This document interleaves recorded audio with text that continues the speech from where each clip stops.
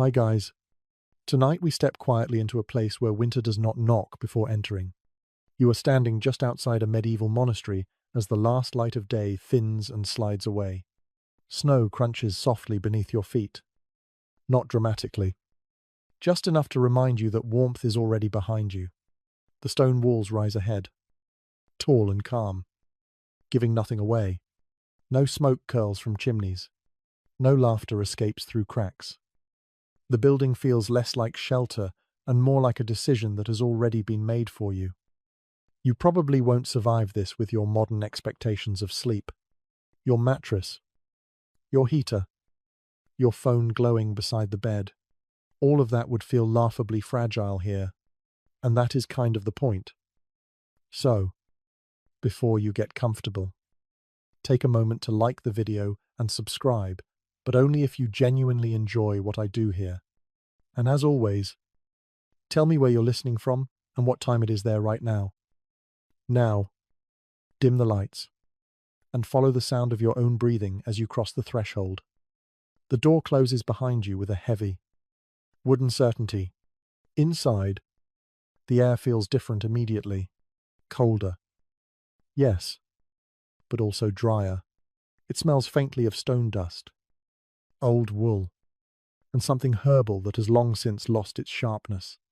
A single candle flickers near the wall, its light trembling as if unsure whether it belongs here. You pull your cloak tighter, already understanding that the night ahead will not be generous. This monastery exists somewhere between the 10th and 13th century. Depending on which stones you touch and which rules you follow, one mainstream historical fact is clear. Medieval monasteries were built primarily as places of prayer, not comfort. Warmth was secondary. Silence was essential. Sleep was necessary, but never indulgent. As you move deeper inside, your footsteps soften.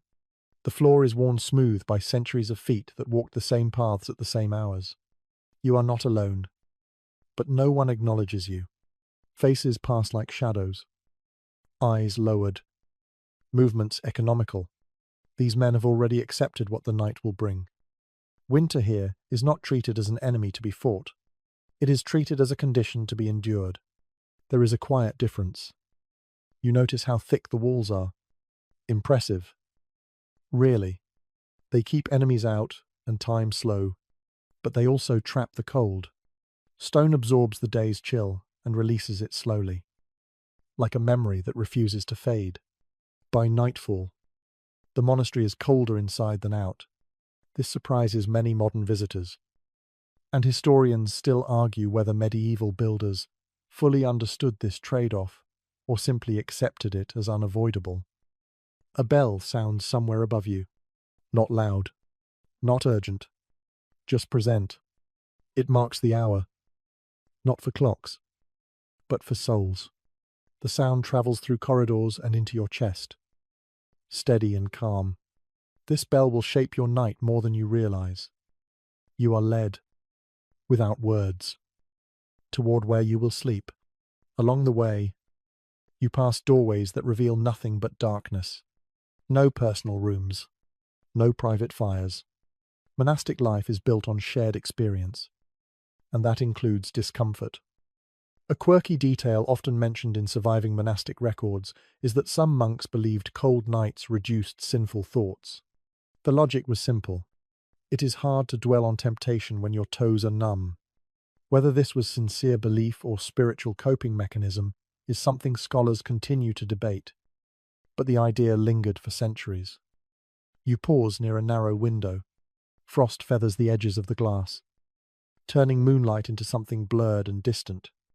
Outside, the world continues. Inside, time folds inward. Night here is not for drifting off whenever you please. It is a structured thing, divided and watched. Your hands feel stiff now. You rub them together softly, the sound swallowed by stone. Even this small movement feels loud. Silence is not just expected. It is enforced by habit and fear of correction, not punishment, necessarily, but shame. To disrupt the quiet is to disrupt the rhythm that holds everything together. As you walk, You become aware of sound in a new way. The whisper of fabric, the faint crack of wood contracting in cold. Somewhere, a distant cough that quickly stops. Sound travels differently in winter monasteries. It feels sharper, more exposed. You think, briefly, of how modern heating turns cold into an inconvenience. Here, cold is a companion. It settles beside you early and plans to stay. Some medieval texts describe winter nights as a form of shared trial, something that bonded monks together without conversation. You feel that bond beginning to form, even as an outsider. The corridor opens into a larger space, not yet the dormitory, but close. The ceiling rises slightly. The air smells more strongly of wool and human presence. You feel it on your skin, that mix of breath and damp fabric that signals many bodies resting in one place. This is where the night truly begins. You are tired already, and that is important. Monastic schedules were designed to exhaust the body just enough that sleep came quickly, even in cold. Work, prayer, fasting, repetition, all of it leads here, not to comfort, but to collapse. Before you step fully into the sleeping space, you hesitate. A modern instinct. Maybe one last moment of awareness before surrendering control. You already know this will not be a good night by today's standards, but it will be an honest one. Behind you, the bell sounds again, softer this time. Ahead of you, the dark waits patiently. You take one more breath, cold and steady, and step forward, carrying the day out of your body and into the stone that surrounds you. You do not lie down yet. First, you learn the rules that quietly decide how this night will unfold. No one gathers you to explain them. No voice announces expectations. Instead, you absorb them through observation, through small corrections, through the way everyone else moves as if guided by an invisible script. Rules here are not suggestions. They are the structure holding the silence together. As you stand near the edge of the dormitory space, you notice how no one speaks. Even eye contact feels restrained. A medieval monastery operates on a rhythm shaped by the rule of Saint Benedict, one mainstream historical fact that governed countless monastic communities across Europe. This rule was clear about sleep. It was necessary for health and discipline, but it must never become indulgence. You are allowed rest, not comfort. The bell you heard earlier was not a signal to sleep. It was a reminder of time. Night is divided into segments, and sleep must fit around prayer, not the other way around.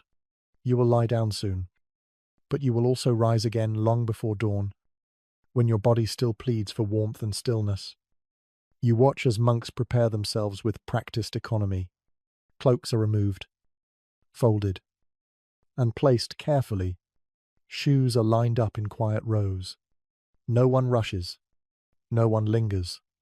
The rule discourages unnecessary movement, especially at night. Too much wandering suggests restlessness of the soul. There is something unsettling about how calmly everyone accepts this. You feel like the only person who still remembers that nights can be soft. One quirky detail preserved in some monastic commentaries is that monks were instructed to sleep in a way that allowed them to rise instantly if needed. That meant no tangled bedding, no deep cocooning. Sleep was meant to be light, alert, almost provisional. Historians still debate whether this instruction was followed strictly or adapted quietly by different communities. But the intention is unmistakable. You notice how the room itself reinforces these rules. There are no partitions, no curtains. Privacy is not just discouraged. It is structurally impossible. The idea is simple. A monk who is always seen is a monk who remains disciplined. You shift your weight and feel the cold creep up through the soles of your feet. Stone floors do not forgive standing still. This, too, is part of the lesson. Comfort is fleeting. Awareness is constant. A senior monk passes nearby. You recognize his status not by clothing but by how others subtly adjust their posture around him. Authority here is quiet. He does not look at you, but his presence tightens the air. This is someone who has slept through many winters like this and survived them without complaint. Silence deepens as more candles are extinguished. Darkness arrives in layers. The rule allows minimal light, just enough to move safely. Excess illumination is seen as unnecessary stimulation. Darkness helps the mind turn inward. You feel that turning begin. Reluctantly. Rules also govern how you position your body. Most monks sleep on their sides, facing inward toward the center of the room.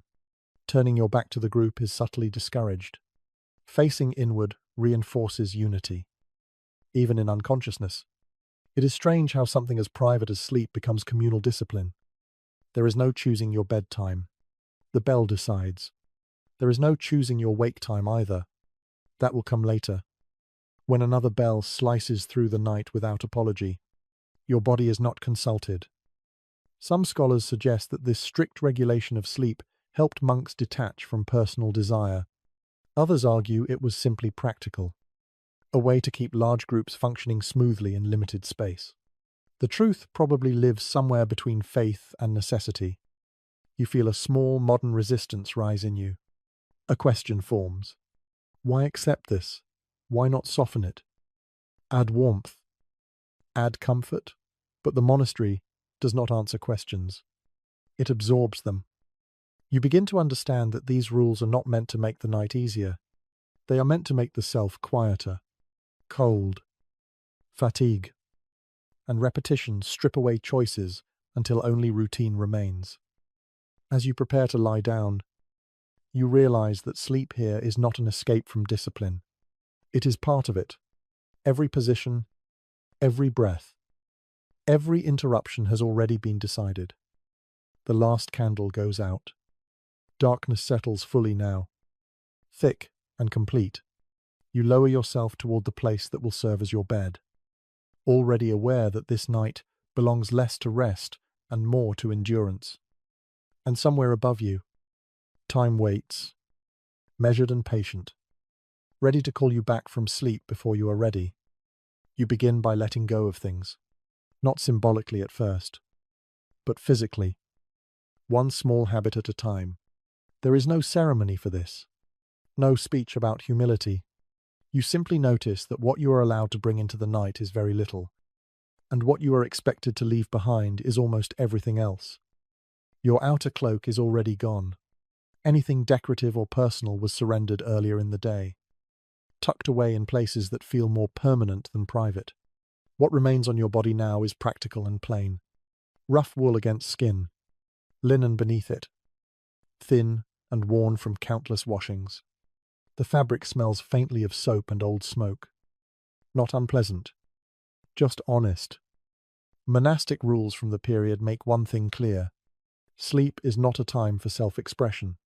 It is a time for rest that prepares you for obedience the next day. Even personal items that might bring comfort are discouraged. A pillow is rare. Extra coverings are granted only to the sick or elderly. Everyone else learns to adapt. You feel strangely exposed without your usual objects. No bag beside the bed. No familiar weight in your pockets. Even your hands feel empty. This stripping away is intentional. The fewer distractions you carry, the less your thoughts wander. At least, that is the idea. One small but telling custom appears as you watch others settle. Many monks keep a belt or cord loosely tied around their waist even at night. It is not for warmth. It is a reminder of discipline, something that keeps the body slightly aware, slightly restrained. Some accounts suggest this helped monks rise quickly when the night bell rang. Others hint it was symbolic, a physical echo of vows that never truly come off. You adjust your own clothing, tugging the wool lower over your hips. It scratches a little. You try not to focus on it, but the cold sharpens every sensation. Fabric becomes more noticeable when it is the only barrier between you and freezing air. There is no mirror here, but you sense how different you must look already. Simpler, more uniform, individual shapes dissolving into a collective outline. It is unsettling how quickly identity begins to soften when choice is removed. You glance around and notice how everyone prepares in nearly the same way. Movements are economical, almost ritualized. This sameness is not accidental. Medieval monastic life valued conformity as a form of spiritual safety. Standing out was seen as a risk, both to humility and to harmony. A curious detail hidden in some monastery inventories is the occasional mention of shoes kept within arm's reach at night. Not for comfort, but for emergencies. Fire, illness, or sudden calls to prayer required immediate response. Even in sleep, readiness mattered. You place your own shoes where you have seen others place theirs. Lined up, toes forward. It feels oddly formal for something so mundane. But here, even sleep has posture. The air feels colder now that you are standing still. You realize that movement was keeping you warm. Stillness invites the cold closer. This may be why monks are encouraged to lie down promptly once preparations are complete. Hesitation costs heat. As you lower yourself toward the bed space, you feel the firmness beneath the thin layer of straw. This is not a bed in the modern sense. It is a surface that accepts your weight without adapting to it. Your body must do the adapting instead. You hesitate for a moment before sitting fully. A quiet instinct tells you that once you are down, standing again will be harder. Cold stiffens joints quickly. Muscles complain more loudly when asked to move twice. You sit. The cold rises immediately through the straw. Not sharply, but steadily. It seeps upward. A patient sensation that makes no threats. It simply arrives and stays. Your breath sounds louder now, in the quiet. Even small sounds feel amplified. You control it instinctively. Inhaling through your nose. Exhaling slowly. Breath management becomes a tool here. Not for meditation exactly, but for survival. Some surviving monastic letters hint at small personal rebellions. Extra rags tucked under straw. Sleeves pulled over, hands despite rules. These acts were rarely recorded officially, but they appear between the lines. Evidence pulls in two directions. Strict discipline on paper, quiet adaptation in practice. You lie back carefully, aware of every contact point. Your shoulders meet the surface first, then your spine. The back of your head rests on nothing but folded fabric. You immediately understand why neck pain was a common complaint in monastic infirmaries. Your clothing is now your blanket. You pull your sleeves down over your hands, then hesitate. Remembering what you observed earlier, you pull them back slightly, not too much, just enough to feel compliant. The cold continues its slow work. It does not shock. It teaches. You feel your toes begin to numb first. Fingers follow. The core of your body holds warmth longer, but only because everything else is giving it up. You try to find a position that keeps heat in. Curling slightly helps. Facing inward helps too. Not physically, but mentally. There is comfort in knowing others are close, even if you cannot see them. You think briefly of modern advice about sleeping cool for better rest. The comparison almost makes you smile. This is not that. This is not a thermostat adjusted down a few degrees. This is winter, claiming its space. Your mind wanders, as minds do when bodies settle. You think of how sleep is usually framed as recovery, reward, escape. Here, it feels more like surrender, not to dreams, but to routine. No one speaks. No one shifts unnecessarily. The room breathes as one organism, slow and careful. You feel yourself becoming part of that rhythm, whether you intend to or not. The truth about how comfortable monks truly were at night remains uncertain. Some descriptions suggest remarkable endurance. Others hint at quiet misery endured without complaint. What is clear is that the night offered no special mercy. You close your eyes, not because sleep has arrived, but because there is nothing left to look at. The cold presses closer. The day recedes. And slowly, as resistance fades, you begin to understand that letting go of comfort is not a single act, but a series of small acceptances that continue long after the lights go out. You do not fall asleep yet. The cold keeps you balanced in that quiet space between rest and awareness. And in that space, your attention begins to wander outward again, not to the world beyond the walls, but to the walls themselves. You start to sense how much the building shapes what your body is experiencing. This monastery was never designed with winter comfort in mind. Its purpose is older and sterner than that. The architecture speaks a language of endurance, not relief. Thick stone walls rise around you, impressive and unyielding. During the day, they keep the interior cool and dim. At night, especially in winter, they become reservoirs of cold. From what survives in construction manuals and abbey records, we know that medieval builders prioritized permanence, protection, and spiritual symbolism. Height mattered, solidity mattered, warmth rarely entered the conversation. Stone was chosen because it lasted, because it resisted fire, and because it felt eternal. Insulation was an afterthought, if it was a thought at all. Lying here now, you feel the consequences of that choice. Cold radiates gently, but persistently, from every direction. It is not just beneath you, it surrounds you. The walls, the floor, even the ceiling seem to exhale chill. You notice how little wood there is in the structure. Wood rots, wood burns, stone endures. But wood also insulates, and its absence leaves the interior exposed. In some monasteries, wooden paneling was added centuries later to soften this effect. But in many early houses, bare stone dominated. Your breath fogs faintly in the darkness. You cannot see it clearly, but you sense it. Each exhale leaves your body warm and returns cooler, as if reminding you that heat is always leaving faster than it arrives. One overlooked detail in monastic architecture is the placement of sleeping quarters. Dormitories were often built above ground, sometimes on upper levels, where cold winds cut more sharply. This was not accidental. Elevation symbolized spiritual closeness to heaven. Comfort, once again, came second. You shift slightly and hear the faint rustle of straw. The sound travels farther than you expect. Stone carries noise efficiently. A cough at one end of the room can be heard clearly at the other. This is one reason silence mattered so deeply here. Privacy was never guaranteed, but quiet reduced friction. Your fingers brush the wall beside you. The stone is smooth but cold enough to sting slightly. It holds the chill of the entire day and seems in no hurry to let it go. You pull your hand back quickly, tucking it under your sleeve. There is a strange honesty to this environment. Nothing is hidden. No soft surfaces absorb sound. No layers disguise temperature. The building tells you exactly where you stand.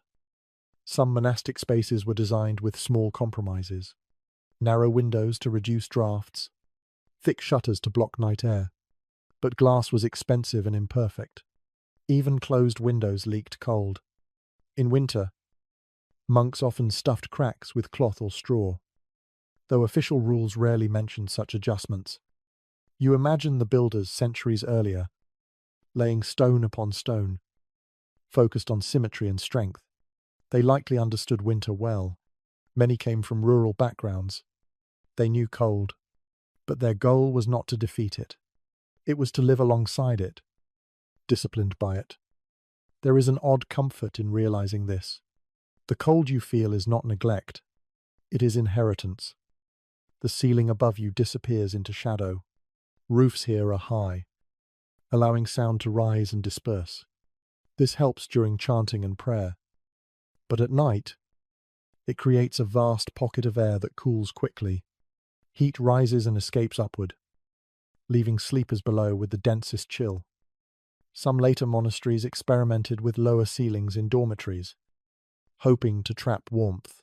Evidence of this appears in architectural changes layered over time, but the effectiveness remains unclear.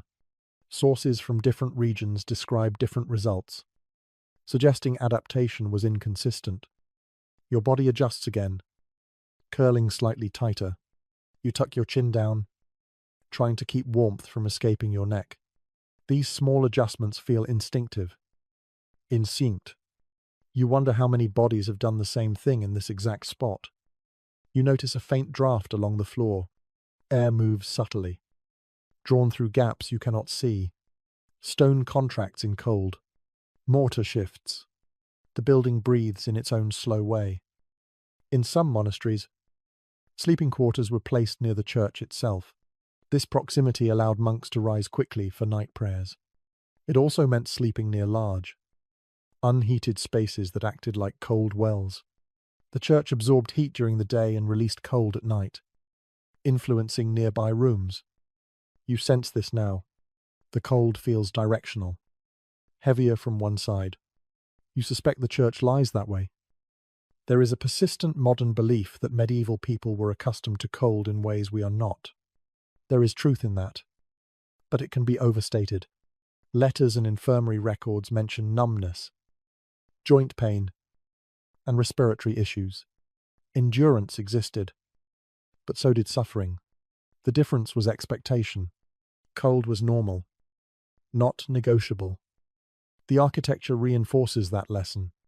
Nothing here invites you to relax fully. Lines are straight, corners sharp. Even in darkness, the space feels alert. You listen again to the room. Breathing. A soft shift of fabric. Somewhere, a sleeper exhales slowly, deeply. That sound steadies you. Shared discomfort creates quiet companionship. You think of how modern buildings aim to disappear, to make you forget their presence. This building does the opposite. It insists on being felt, on being known. The truth about whether this design strengthened faith or simply reflected available materials is not entirely settled. What is clear is that architecture shaped behavior. Cold rooms encouraged movement. Movement supported discipline. Discipline reinforced belief. You lie still now, conserving warmth, letting your body learn the contours of stone and straw. The building does not change for you. You must change for it. Slowly, as your muscles relax despite the cold, the monastery seems to settle too. Not warmer, but quieter, more settled in its purpose. You are not asleep yet, but you are no longer resisting the space around you. The stone has made its case, and as your breathing slows, you begin to feel how this place, built for souls rather than bodies, will decide the terms of your rest long before dreams arrive. The dormitory reveals itself gradually, not all at once. At first, it is just a sense of space opening up around you, wider than the corridors, heavier with human presence. Then your eyes adjust to the darkness, and shapes begin to separate from shadow. Rows of sleeping places stretch along the walls, orderly and restrained, like a field planted with human bodies instead of grain. This is where everyone comes at night. No exceptions. Abbots, novices, men who have lived here for decades and those who arrived only months ago. One of the clearest things preserved in monastic customs is this shared sleeping arrangement.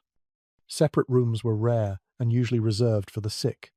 Everyone else rested together, watched by the same walls, breathing the same cold air.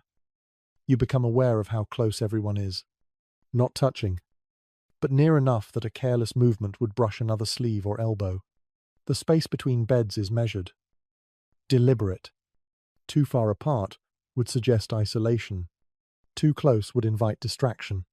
Even spacing becomes a moral choice. The smell of the room settles into your senses.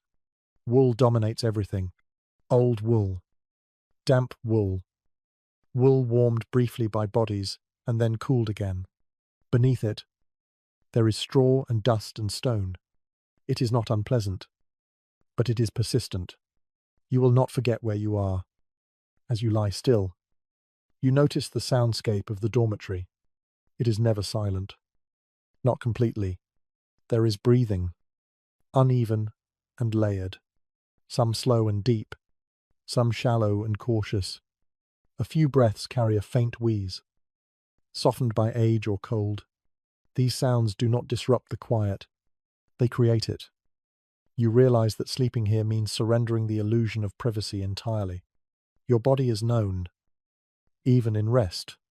Its sounds, its movements, its rhythms.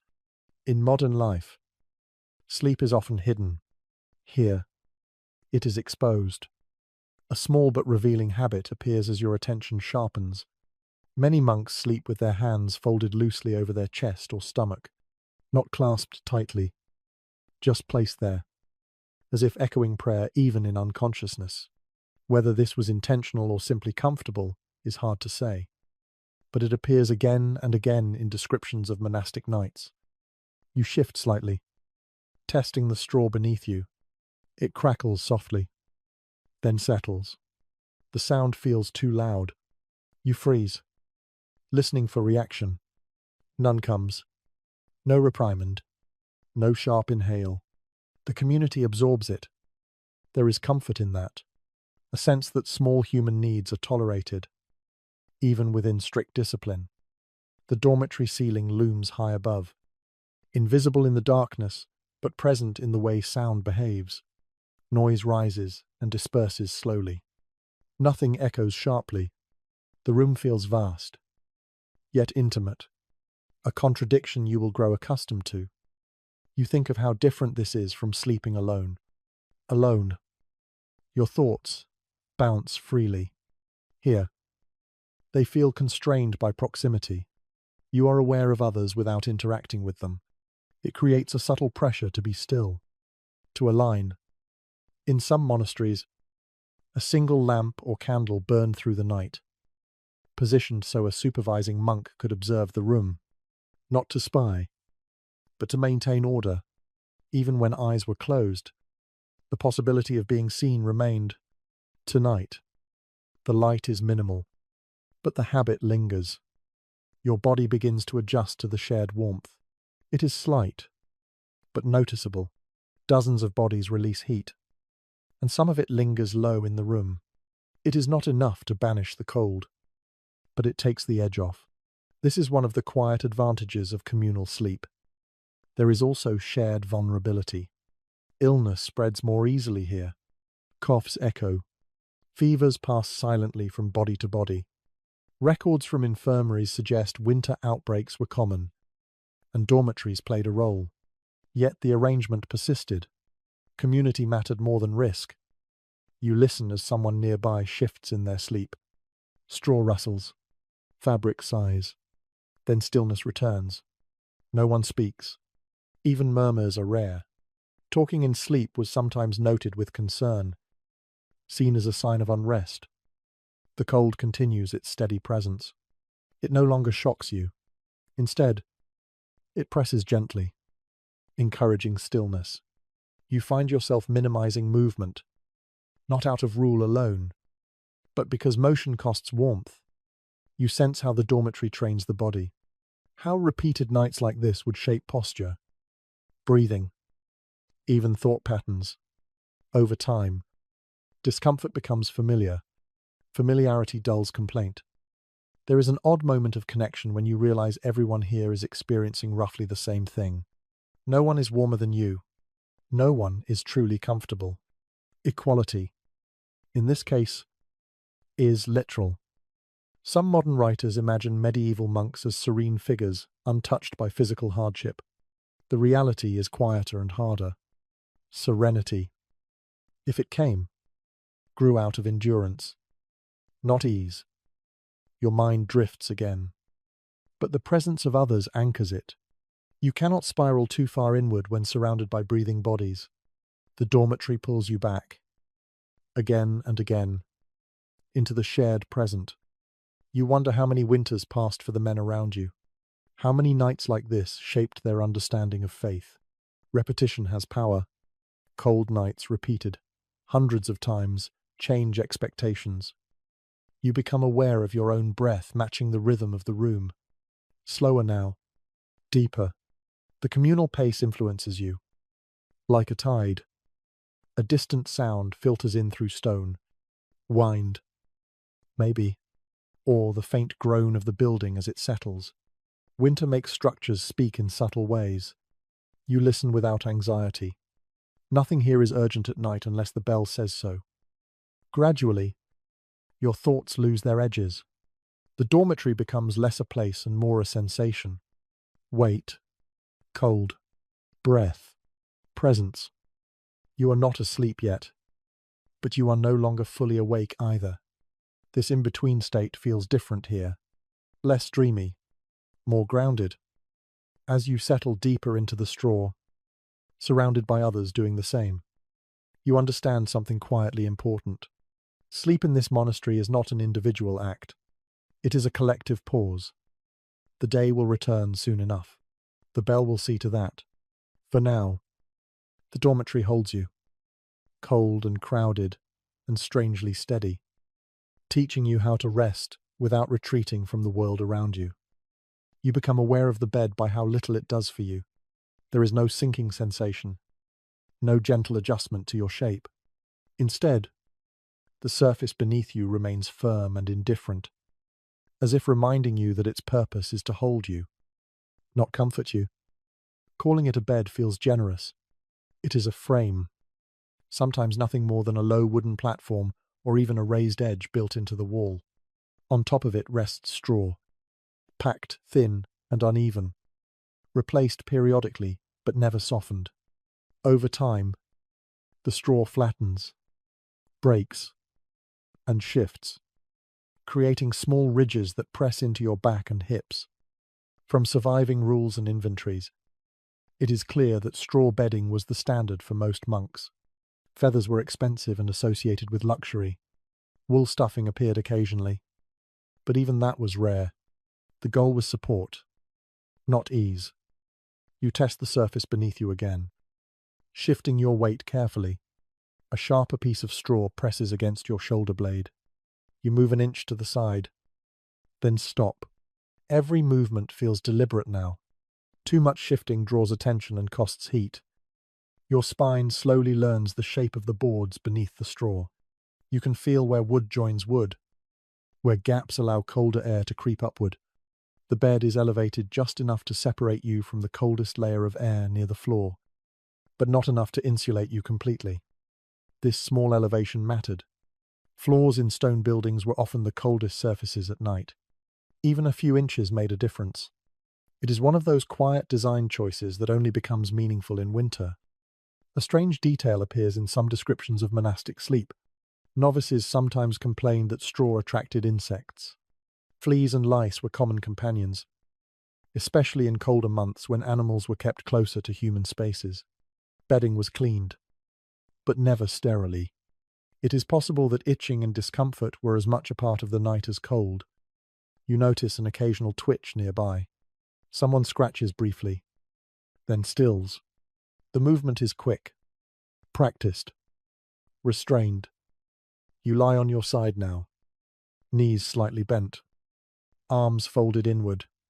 This position feels more protective, less exposed. It traps warmth near your core. Many monks favored it for that reason, even if rules suggested other postures were more appropriate. The firmness beneath you begins to register in your muscles. There is no place for them to fully relax. Your shoulders remain slightly lifted. Your hips do not sink. Sleep here does not erase tension. It suspends it. In modern life, we often measure good sleep by how little we feel our bodies. Here, you feel everything. Each contact point sends quiet signals upward. It keeps you aware, grounded in the present moment, whether you want to be or not. Some accounts suggest that monks believed hard beds strengthened character and health. Others imply that this belief developed after the fact, a way to frame discomfort as virtue. The sources do not agree completely, and the lived experience probably varied from person to person. You try to adjust your head, folding your sleeve beneath it for padding. The fabric offers minimal softness, but it helps. You understand now why monks often slept fully clothed. Clothes were not just modesty, they were equipment. The cold presses more firmly against the parts of your body closest to the bed. Your shoulder grows numb. You shift again. Slowly, quietly. The straw responds with a faint crackle, then settles. There is a rhythm to this. Shift. Pause. Wait for warmth to return. Stillness. It is not restful in the modern sense, but it is predictable. Predictability brings its own kind of calm. You think briefly of how long nights must have felt in deep winter, without artificial light. Evenings stretched and mornings arrived late. Sleep filled the darkness by necessity, not because it was easy. The bed beneath you carries the weight of many seasons. You can feel grooves worn into the wood by countless bodies. This is not your bed. It belongs to the monastery, passed from one sleeper to the next over generations. That thought brings a strange comfort. Your discomfort is shared across time. Others lay here and felt the same pressure points, the same chill, the same restless adjustments. You become aware of how the bed shapes your breathing. Lying on your side compresses your chest slightly. Breaths become deeper, slower, more deliberate. Shallow breathing does not work well here. Cold demands fuller inhalations. Nearby, someone exhales with a soft rattle, then settles. You wonder about their age, their lungs, their years spent sleeping this way. There is no sense of sinking into sleep yet. Instead, you hover at the edge of it, held there by firmness and cold. It is a lighter sleep, one that can be broken easily by sound or bell. This was intentional. Monastic schedules required waking during the night for prayer. Beds that encouraged deep, heavy sleep would have worked against that rhythm. The bed teaches readiness. It never lets you forget where you are. You feel a dull ache begin in your lower back. Not sharp, but persistent. You know from experience that ignoring it will make it worse. You roll carefully onto your other side, repeating the slow ritual of adjustment. The straw is different here. Slightly thinner, the board beneath presses more firmly. You accept it. Acceptance becomes a theme of the night. Not dramatic surrender, just small acknowledgements. This is how it is. This is how it will remain until morning. Your thoughts slow, not because the bed is comfortable, but because there is nothing left to negotiate. You cannot improve the situation much. You can only inhabit it. Gradually, the firmness beneath you fades into the background, not because it changes, but because your body stops arguing with it. Muscles hold what they must. Awareness softens. Sleep, when it comes, will not feel like falling. It will feel like easing sideways into stillness. As you lie there, suspended between cold and rest, you understand that these beds were never meant to cradle dreams. They were meant to support bodies just enough to continue the rule. And with that understanding, your breathing deepens again, steady and slow. As the hard, honest surface beneath you keeps watch through the winter night, you wake slightly without fully waking, drawn back toward awareness by the slow realization that nothing has changed. The cold is still there. The bed is still firm. The darkness remains complete. And wrapped around all of it is the quiet truth that what you are wearing is the only barrier you have. There are no blankets waiting to be pulled higher, no thick coverings tucked around your feet. What you brought to bed on your body is what you have. Wool, linen, leather in small places. That is it. Medieval monastic custom made this clear through practice rather than explanation. Monks slept clothed, not loosely draped, but fully dressed in their daily garments, minus outer cloaks. This was partly about modesty, partly about readiness, and partly about warmth. Clothing served as bedding, insulation, and uniform all at once. You shift your legs slightly, testing how much warmth remains trapped inside the fabric. Wool does its job slowly. It holds heat unevenly, creating pockets of warmth and channels of cold. Linen beneath it feels cool against your skin, but it helps wick moisture away, keeping sweat from turning into chill. You tuck your hands under your arms, instinctively protecting your fingers. They have grown stiff again. Even brief exposure to the cold air inside the dormitory drains warmth quickly. You learn to move economically, keeping hands close, minimizing exposure. One small but revealing habit appears again as you observe others in the dimness. Sleeves are pulled down, then pushed back, then pulled down again. Not dramatically, just small adjustments made half asleep.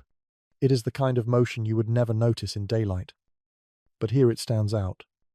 There is no shame in this. Everyone does it. The rules allow clothing for warmth. What they discourage is excess. No layering beyond what is permitted. No hoarding of extra garments. Equality matters even in insulation. Some monasteries issued heavier wool garments specifically for winter nights. Others did not. Records vary by region and order. What remains consistent is that clothing replaced blankets almost entirely. The idea of stripping down for sleep would have seemed unnecessary and foolish. You feel the seams of your tunic pressing lightly into your side. They are not designed for lying down. Clothing here prioritizes durability over comfort. Seams are thick. Stitching is coarse. After hours of stillness, these small details grow louder in the body. You turn your head slightly and feel the fabric bunch beneath your cheek. There is no smoothness here. Nothing soft. Yet your body adjusts. Finding a position where pressure spreads evenly enough to tolerate, the cold continues its steady work. But clothing slows it just enough. Not stopping it, delaying it. That delay matters. There is a faint smell rising from the fabric around you. Clean, but worn. Wool holds scent longer than linen. It smells of smoke from the hearth used earlier in the day. Of damp air. Of human presence. It is grounding in a way that modern synthetic fabrics rarely are. You remember, distantly, how modern advice often recommends lighter clothing for better sleep. That advice belongs to rooms that can be controlled. Here, heavier clothing is survival. Some surviving accounts mention monks sleeping with their hoods pulled up around their heads. Despite rules discouraging it, this small rebellion appears again and again in winter descriptions. The head loses heat quickly. Covering it helps. Whether this was officially tolerated or quietly ignored depends on the source. The truth likely lived somewhere in between. You consider pulling your own hood up, then hesitate. You feel the tension between comfort and conformity. Even half asleep, the habit of obedience lingers. You compromise. You turn slightly so your shoulder shields part of your face from the air. It helps a little. Your breathing fogs faintly within the space created by your collar. The warmth of your breath returns to you briefly before escaping. It is a small comfort, but noticeable. Clothing shapes your posture. Heavy wool resists bending, encouraging straighter alignment even while lying down. This keeps your chest more open. You're breathing deeper. It also prevents you from curling too tightly, which could restrict circulation. The design is not intentional for sleep, but it has consequences. You become aware of how many layers you are actually wearing. Tunic, undergarment, leg coverings, footwear removed, but feet still wrapped in thick fabric. Each layer contributes a little warmth, but also stiffness. There is no easy way to scratch an itch or adjust fabric without exposing skin. You learn to endure small discomforts rather than risk greater cold. Endurance becomes practical rather than philosophical. Nearby, someone exhales deeply and shifts. You hear fabric rubbing against straw. Then stillness again. The sound is soft, familiar now. You recognize it as the sound of someone settling, not waking. There is an unspoken understanding in the room. Everyone is balancing the same calculation. How much movement costs warmth? How much stillness costs comfort? Each person solves it slightly differently. Some historians suggest that sleeping clothed helped monks detach from bodily indulgence. Others argue it was simply logical in unheated spaces. Both can be true. Faith and practicality often overlap quietly. Your thoughts drift, slowed by the steady rhythm of breathing around you. Clothing presses, holds, warms, and restricts all at once. It reminds you constantly that you are here. Embodied. Present. You are not floating towards sleep. You are anchored to it. The cold no longer surprises you. It feels familiar now, like a steady hand resting against your side. Clothing keeps it from touching skin directly, but you know it is there, waiting. As minutes stretch, your body finds a fragile equilibrium. Heat lost matches, heat retained. Shivering fades. Muscles unclench slightly. This is as warm as it will get. And in that narrow band between discomfort and tolerance, your eyelids grow heavier. Not because you are comfortable, but because you have stopped resisting. Wrapped only in what you wear, you begin to drift, learning that here, clothing is not about appearance. It is shelter. It is bedding. It is the thin line between rest and wakefulness on a winter night made of stone. Sleep does not arrive quietly here. Instead, it approaches in pauses, broken by sound. The monastery at night has a voice of its own. And once you begin to notice it, you realize it never truly falls silent. At first, the sounds feel distant. The wind presses against the outer walls, not howling, but testing, sliding along stone and finding small gaps. It creates a low, steady pressure that seeps into the room. The building answers with faint creaks and groans as wood contracts and stone shifts under the cold. You listen without moving. Each sound feels amplified in the darkness, without light to anchor your senses. Hearing becomes sharper. You notice how the dormitory carries noise in subtle ways. A breath nearby feels close. A movement several beds away travels across the floor and up the walls. There is a rhythm to it. The monastery breathes. Not like a living thing exactly, but like a structure responding to temperature and time. As the night deepens, it settles. Sounds grow slower, more spaced apart. Some noises you recognize immediately. Fabric rubbing, straw compressing, a quiet sniff. These are human sounds, familiar and reassuring. Others are harder to place. A faint tapping, a distant thud, possibly ice shifting on the roof, possibly a shutter moving in the wind. You think briefly of how modern buildings are designed to muffle these things.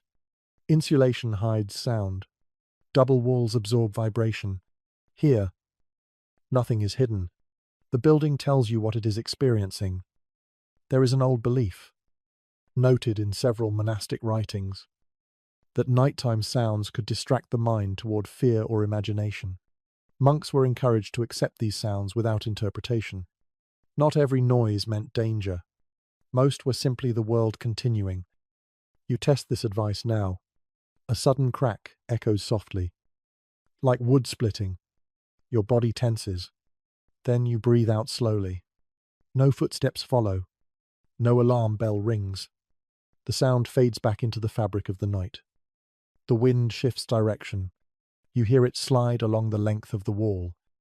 Searching, it finds a seam and slips through, creating a thin whistle that lingers for several seconds before stopping.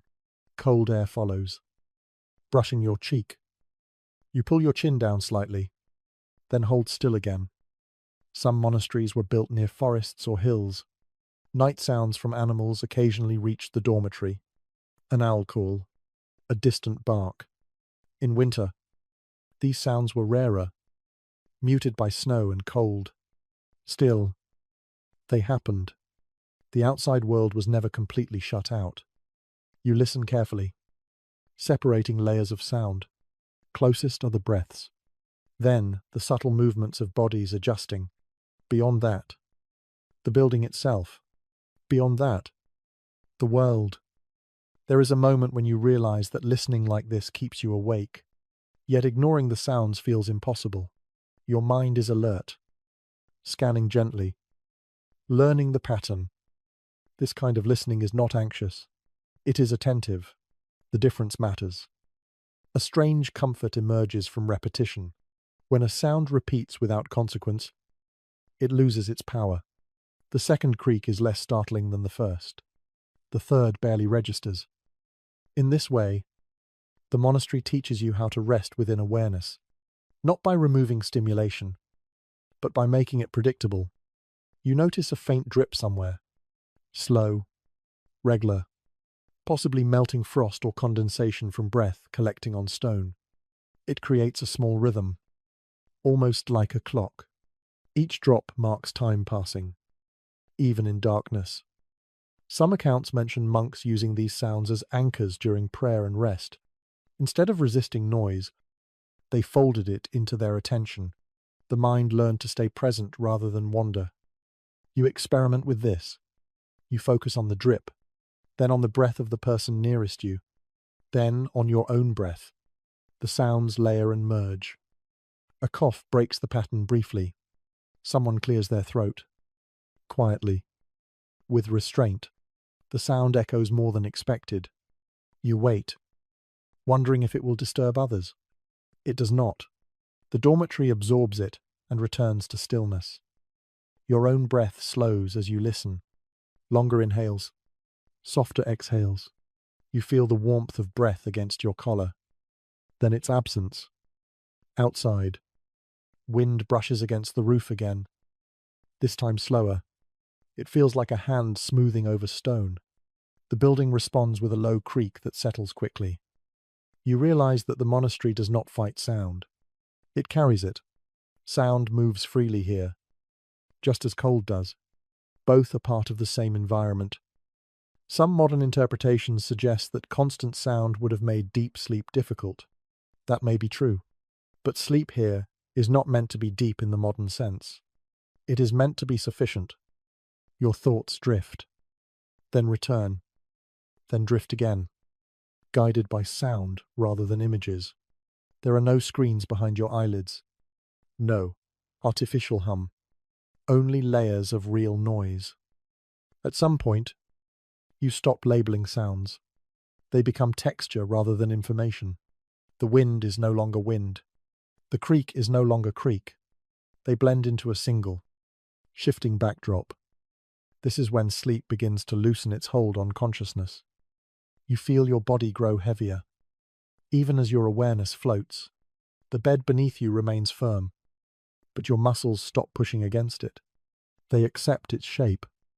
A distant bell rings once. Not loud, possibly marking an hour. It does not call you to rise yet. It simply reminds the monastery of time moving forward. You barely react. The sound passes through you like breath. Your listening grows softer. You no longer strain to hear. Sounds come to you on their own, then fade. The dormitory breathes again. Slow, even. The building settles deeper into the cold. As sleep approaches, the sounds do not disappear. They recede, like footsteps moving away down a long corridor. You remain aware of them without following. And in that softened awareness, surrounded by wind, stone, and quiet human presence, your mind begins to rest. Held gently by the steady voice of the winter night, sleep finally settles. But it is not deep or generous. It arrives thinly, like frost forming on stone. You drift into it slowly, aware of the cold even as your thoughts loosen their grip. The chill does not disappear when you close your eyes. It follows you there, patient and steady. At first, the cold feels distant, something happening around you rather than to you. But as minutes stretch, it presses closer. The warmth your body worked to gather begins to leak away again. Heat escapes through breath, through fabric, through the thin layer of straw beneath you. Nothing here seals it in completely. You wake just enough to notice it. Not fully awake, but aware. Your toes feel numb now. Fingers too. The parts of you farthest from your core surrender first. You curl slightly tighter, drawing knees closer. Arms tucked in. This helps for a while. Winter, in a medieval monastery, was not an event. It was a condition. Cold did not arrive suddenly in the night. It deepened gradually, hour by hour, as the stone released what little warmth it had absorbed during the day. The cold you feel now is colder than it was when you lay down. You become aware of your breath again. It feels sharper when you inhale, cooler as it enters your chest. Exhaling brings brief warmth, then loss. Each breath is a small exchange. Some accounts written by monks describe winter nights as the hardest test of discipline. Hunger could be endured. Silence could be learned. Cold, however, demanded constant negotiation. It never stopped asking questions of the body. You shift your feet slightly, rubbing them together within your clothing. The movement is small, careful. Too much motion risks exposing skin. Too little allows numbness to deepen. You search for balance. Your mind drifts toward half dreams, images that flicker and dissolve. They are not vivid yet, just impressions. A memory of warmth, a distant hearth, the weight of a blanket that no longer exists. These thoughts pass quickly, replaced by the present sensation of cold air against your face. You notice that the cold feels different depending on where it touches you. Against your cheek, it feels sharp. Along your back, it is duller, heavier. Beneath you, it feels constant, unyielding. Some medieval writers believed cold sharpened the senses and clarified thought. Others described it as a distraction that required spiritual effort to overcome. The truth likely varied by night. On some nights, cold may have felt manageable. On others, relentless. Tonight feels like the latter. You hear someone nearby shift more frequently now. Their movements suggest discomfort rather than wakefulness. Perhaps they are older. Perhaps they are ill. Cold magnifies small weaknesses. There is no rising yet. No bell. Just the long stretch of night, unfolding without hurry. You become aware of how still you are trying to remain. Muscles hold tension to preserve warmth. Relaxing too much allows cold to creep deeper. Your body stays partially alert, even as your mind drifts. This kind of rest is lighter. It floats near the surface. You could wake quickly if needed. That is exactly how it was meant to be. In some monasteries, rules allowed for extra coverings during severe cold spells, but these allowances were rare and often temporary. The expectation remained endurance. Winter was a teacher, not an exception. You think briefly of how many winters passed like this. One after another, the novelty long gone. Only habit remained. Habit turns hardship into routine, but it does not remove it. Your jaw tightens slightly. You loosen it again, letting your mouth rest open just a little. Breathing through the mouth brings more cold in. But sometimes it feels easier.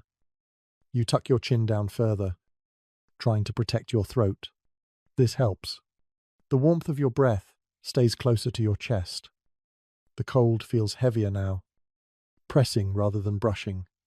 It settles into joints. Knees ache faintly. Hips complain. These are not sharp pains, but dull reminders that the body is working. Some monks reportedly believed that enduring cold without complaint was a form of prayer, not spoken, but lived. The body's discomfort offered upward silently. Whether this belief eased the experience or merely reframed it is unclear. You do not feel heroic. You feel human. Your thoughts slow again. The cold becomes less an object of focus and more a constant presence. Like the sound of wind earlier, it fades into the background. Not gone, but familiar. Sleep deepens slightly. Dreams begin to take shape, though they remain fragile. You see brief images of light, a window, snow, falling slowly. These images lack detail, washed out by cold.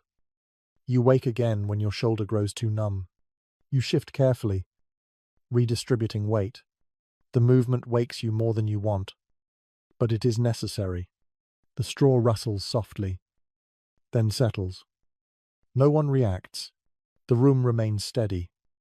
You listen again to the breathing around you. It continues, uneven but present. Others are waking and settling just as you are. The night is not smooth for anyone. You consider how long until morning. You do not know the hour. Time is marked by bells here, not personal sense. This uncertainty stretches the night. It makes patience necessary. The cold does not relent. It simply holds its position. At some point, you stop checking it. You stop measuring how cold you feel. The sensation remains, but your attention moves elsewhere. This is not comfort. It is adaptation. Your breathing finds a steady rhythm again. Muscles ease just enough. Sleep resumes its shallow hold. The night continues, long and unbroken. The cold stays with you, not as an enemy, but as a constant companion that never leaves your side. And in that companionship, as your body learns to rest within discomfort rather than escape it, the hours pass quietly, carrying you closer to the moment when the bell will call you back to stone floors and freezing air once more. You do not wake to the bell so much as you surface toward it. The sound reaches you before you understand what it means. A single tone, low and steady, rolling through stone and air. It does not startle. It summons. Your eyes open reluctantly. Darkness still fills the dormitory. Nothing has changed except your awareness. The cold feels sharper now that sleep has thinned. Muscles protest as they register stillness held too long. The bell rings again. Closer this time. Or perhaps your hearing has sharpened. It marks the hour for night prayer. In this monastery, sleep bends around devotion, not the other way around. Rising in winter is the hardest moment. Warmth gathered with effort leaks away as soon as you move. You push yourself upright slowly, careful not to rush. The straw releases you with a soft sound. Cold air rushes in where your body had been. You sit, then pause. Standing too quickly can make you dizzy. Blood shifts. The cold seems to thicken around your legs. You place your feet on the stone floor and feel the shock immediately. Even through thick fabric, the cold bites. This is where discipline shows itself, not in grand gestures, but in the act of standing when every part of you argues against it. Night prayer, often called matins or vigils depending on the order, was a central feature of monastic life. Surviving schedules make it clear that monks were expected to rise in the deepest part of the night, often around midnight or shortly after. Winter did not change this expectation. You pull yourself to your feet. The dormitory fills with quiet movement. No one speaks. Bodies rise, straighten, adjust clothing. The sound of fabric against fabric replaces breathing as the dominant noise. You feel stiff. Joints complain softly. Your back resists straightening. You stretch without realizing it. Then stop, remembering where you are. Movements remain small and controlled. The cold feels different now that you are upright. It no longer presses evenly. It wraps around your legs, climbs upward, finds gaps in clothing. You pull your tunic tighter around your waist, more out of habit than effect. A line begins to form. You follow it, guided by proximity rather than instruction. The doorway ahead glows faintly. Someone has lit a candle in the corridor. Its light feels thin, almost fragile against the darkness. As you step out of the dormitory, the temperature drops again. Corridors are colder than sleeping spaces. There is no shared warmth here, no accumulated heat. Stone walls stand apart, each holding its own chill. Your breath fogs visibly now. You watch it briefly, then look away. Focusing on cold makes it louder. The church interior waits ahead. Vast, unheated. High ceilings disappear into shadow. Even before you enter, you feel its cold presence pulling warmth from you. Inside, the space opens wide. The air feels heavier, colder. Still, sound behaves differently here. Footsteps echo softly. Breathing sounds sharper. You take your place among the others. Wooden stalls offer minimal support. Sitting brings little relief. Standing too long brings fatigue. Kneeling presses cold directly into bone. Every posture has its cost. The bell falls silent. Chant begins. Voices rise together, low and steady. The sound fills the space, climbing upward. lingering against stone before falling back down. Chanting warms the body slightly. Breath deepens. Muscles engage. It helps. This is not dramatic singing. It is measured, repetitive, calm. The words matter, but the rhythm matters more. Repetition anchors the mind when the body is cold and tired.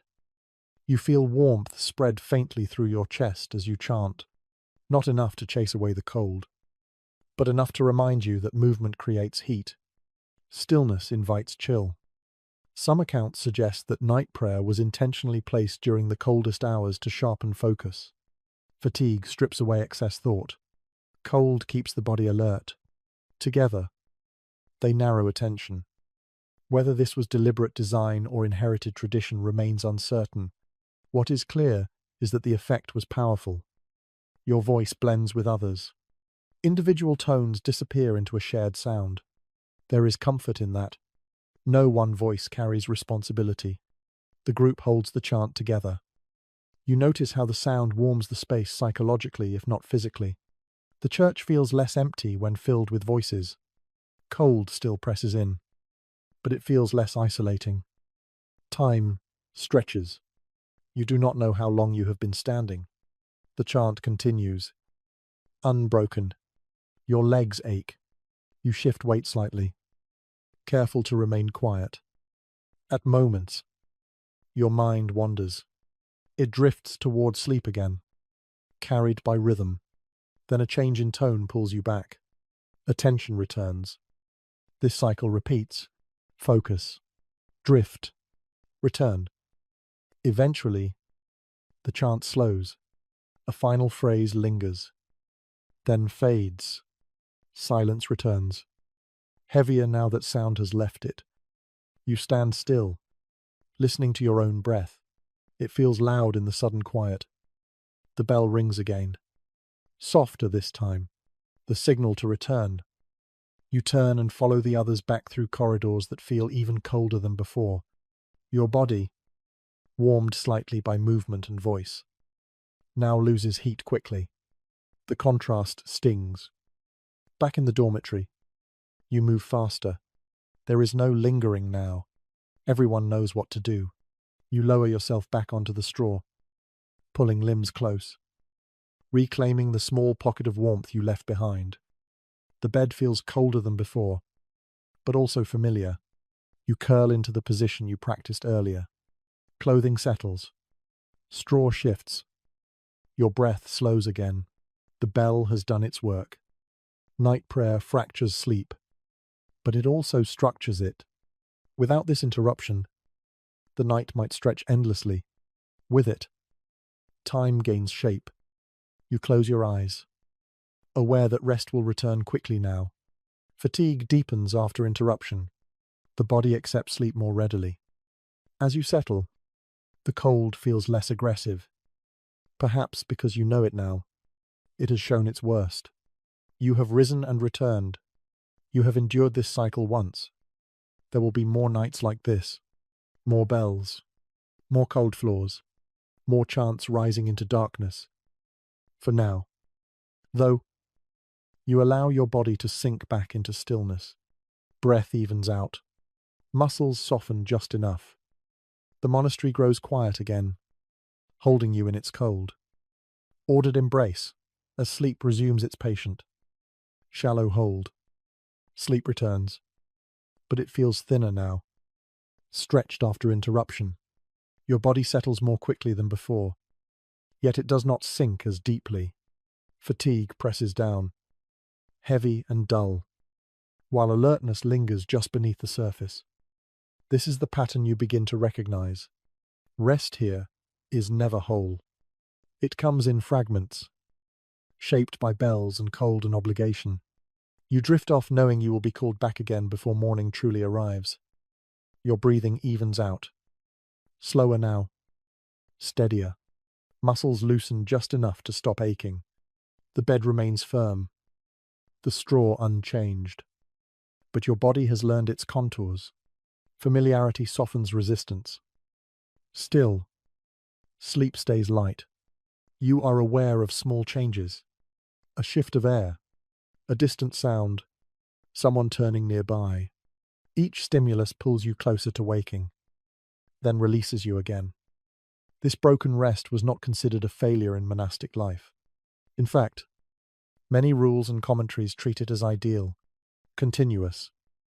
Deep sleep was sometimes viewed with suspicion, associated with indulgence or spiritual laxity. Waking during the night kept the mind from drifting too far inward. You feel that now. Even as you rest, a part of you remains oriented outward, listening. The dormitory never disappears completely. Your dreams, when they come, are brief and unformed. They flicker like reflections on stone. A corridor, a window, snow falling in silence. These images dissolve before they can settle. Cold shapes these dreams too. You sense it even in sleep. A steady pressure that keeps you from floating too far away. It anchors you in the body. You wake again, just enough to adjust your position. Your hip aches faintly. You roll carefully, repeating the slow ritual you have learned. Shift. Pause. Let warmth return. Stillness. Nearby, someone sighs softly. The sound carries a hint of weariness. Not frustration, just acceptance. You recognize it. It matches your own. The night stretches. Time feels thick here, unmeasured by clocks. Without light, without markers, hours lose their edges. You cannot tell if it has been minutes or much longer since you lay back down. This uncertainty is part of the experience. Without knowing how long remains, you focus on what is happening now, the breath, the cold, the weight of your body. Some descriptions from the period suggest that monks grew accustomed to this rhythm so deeply that uninterrupted sleep felt strange to them. Their bodies learned to rest in segments, to recover through repetition rather than duration. Your body begins to understand this too. Each time you wake and settle again, rest accumulates in small amounts, not refreshing, but sufficient. The cold shifts subtly as the night deepens. It feels heavier now, less sharp. Stone has given up most of its stored warmth. The air feels denser. Breathing feels slower. You tuck your hands closer, protecting fingers that have grown stiff again. You consider rubbing them together, then decide against it. Movement risks losing more heat than it gains. Instead, you focus on breathing warmth inward. Inhale slowly through the nose. Exhale gently through the mouth, letting warmth linger near your collar. This small technique helps. Just enough. Your thoughts wander toward the idea of exhaustion. Not the dramatic kind, but a quiet, all-over weariness that settles into bones. This is holy exhaustion, some might say. Others might simply call it being tired. You feel both interpretations at once. There is no resentment in the room, no anger at the interruption. That emotion would require energy. What remains is endurance. You think briefly of how modern discussions of sleep emphasize uninterrupted cycles and optimal conditions. Those ideas feel distant here. Rest is not optimized. It is managed. And yet, there is something strangely calming about knowing you are not meant to feel fully restored. Expectations are lower. The body does what it can. You wake again to a faint sound, unsure what it is at first. Then you recognize it as wind brushing along the outer wall. It sounds slower now, more deliberate. The storm, if there is one, has settled. You listen until the sound becomes familiar, then fade back toward sleep. This pattern repeats. Light sleep, brief waking, adjustment, return. Each cycle smooths the edges of awareness. You notice that your mind is quieter now. Fewer thoughts rise. When they do, they pass quickly. Fatigue strips away complexity. This is perhaps what was valued here. A mind too tired to wander far. A body too cold to seek comfort. Attention narrows naturally. You become aware of the bell in anticipation before it sounds. Some part of you expects it. The night has a shape now. You are inside it. When the bell does ring again, later, it does not shock you. It arrives as expected. Part of the rhythm. You surface toward it without surprise. But for now, there is still space to rest. You lie still, listening to breath and wind and the subtle sounds of stone contracting in cold. The monastery feels settled, holding its shape. Sleep does not deepen, but it steadies. It becomes a calm, shallow pool rather than a plunge. You float near the surface, held there by cold and routine. And in that floating state, between wakefulness and rest, you begin to understand that here, sleep is not about escape. It is about persistence. Each fragment adds up. Each return to stillness counts. The night continues, patient and unyielding, while you rest within it as best you can, learning to accept broken sleep as the only sleep available.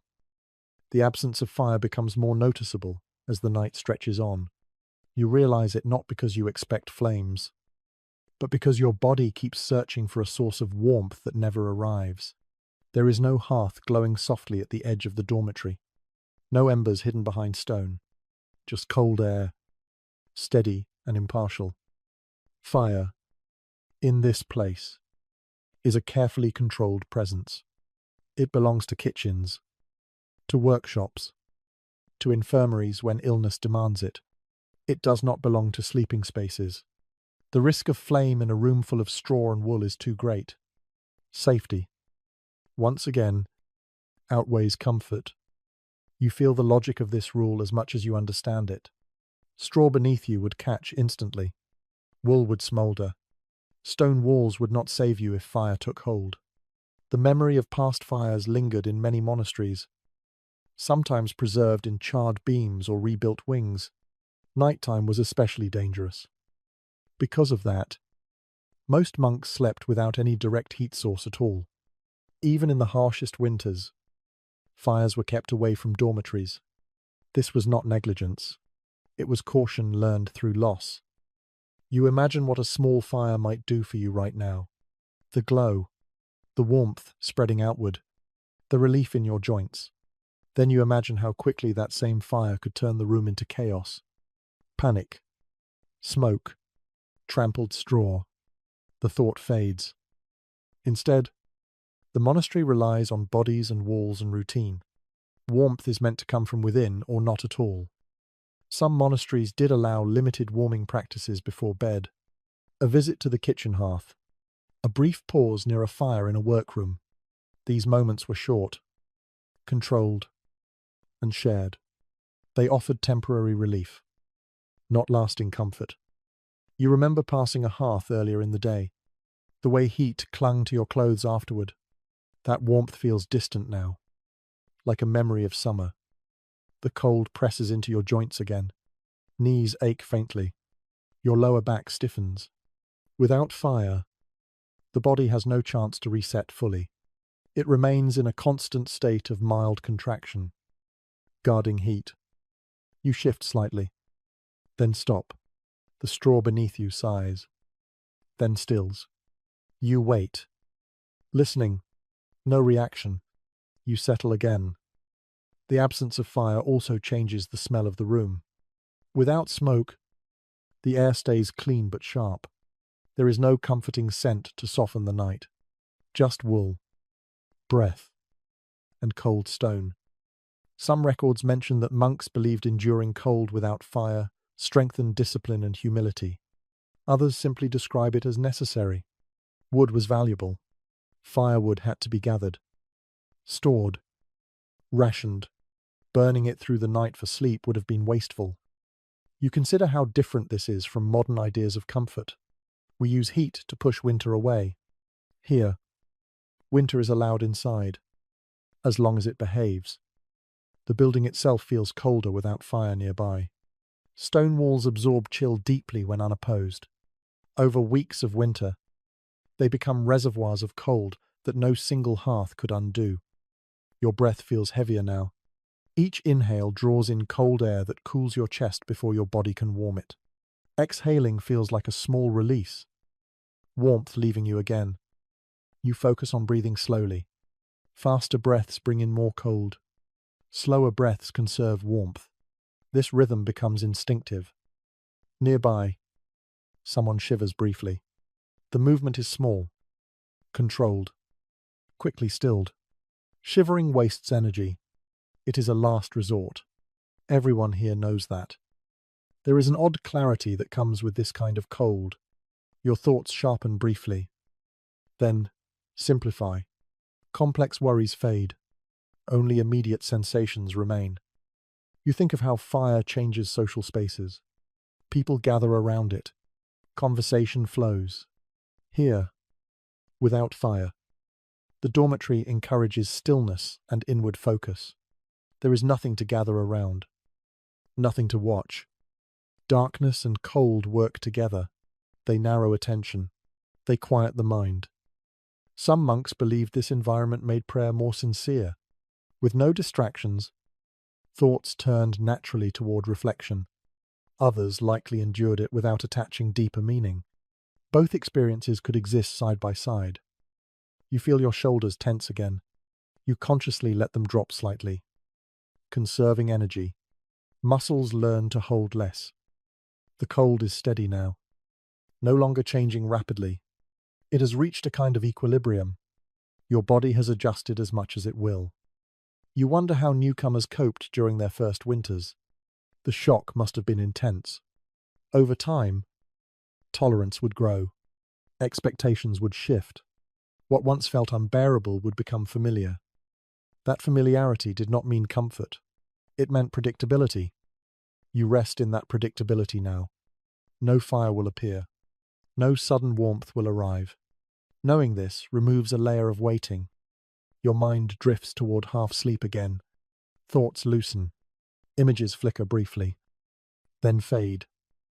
You hear a faint crack from somewhere in the building, possibly wood contracting, possibly ice shifting. It does not concern you anymore. The sound passes without raising your heart rate.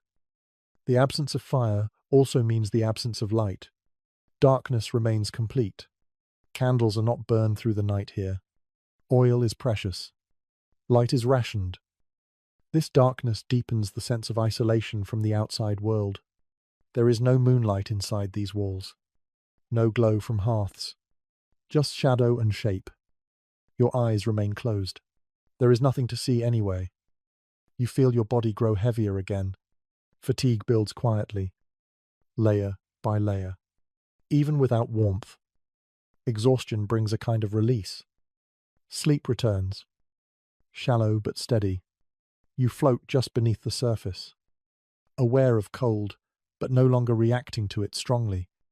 The monastery holds its breath around you. Stone, straw, wool, and human bodies share the same cold space, enduring together.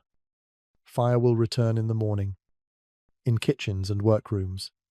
It will warm hands and food and tools. But for now, it stays absent, deliberately withheld. And in that absence, you learn another lesson of the night. Warmth is not guaranteed. Rest does not require comfort. The body adapts when the mind stops expecting more. You settle deeper into stillness, conserving what heat you have, letting the long winter night continue without flame, without mercy, and without interruption. Your breath becomes something you notice again, not because it changes, but because it is the only warm thing you can feel with certainty. Each exhale brushes your face and collar, then disappears. Each inhale feels thin and cold, like drinking winter air. You become aware of how shared this air is. In the dormitory, dozens of breaths mingle and linger. The room is not sealed. Fresh air slips in through unseen gaps. But much of what you breathe has already passed through other lungs. It is warmed slightly, then cooled again by stone. This shared air carries quiet signs of life. A faint wheeze from someone farther down the row. A slow, heavy breath nearby that suggests deep exhaustion. Another that stops briefly, then resumes, as if the sleeper forgot to breathe for a moment. You listen without judgment. These sounds no longer pull you fully awake. They are familiar now, part of the room's texture. On colder nights, breath itself could become visible indoors. In some accounts, monks describe seeing faint clouds form in the darkness when they exhaled, especially in northern regions or at higher elevations. Whether this happened often or only during severe cold is uncertain, but you can imagine it easily now. Your own breath feels colder than before. The air seems to have dropped another degree. Stone has finished releasing whatever warmth it held. Now it only reflects the cold back at you. You pull your chin closer to your chest, creating a small pocket where warm breath gathers. It helps. Not much, but enough to notice. You hold still, careful not to disturb that fragile warmth. The dormitory feels fuller now, heavier with the presence of bodies. Even without touching, you sense others around you. Heat radiates faintly from them, creating subtle currents in the air. These currents mix and fade quickly.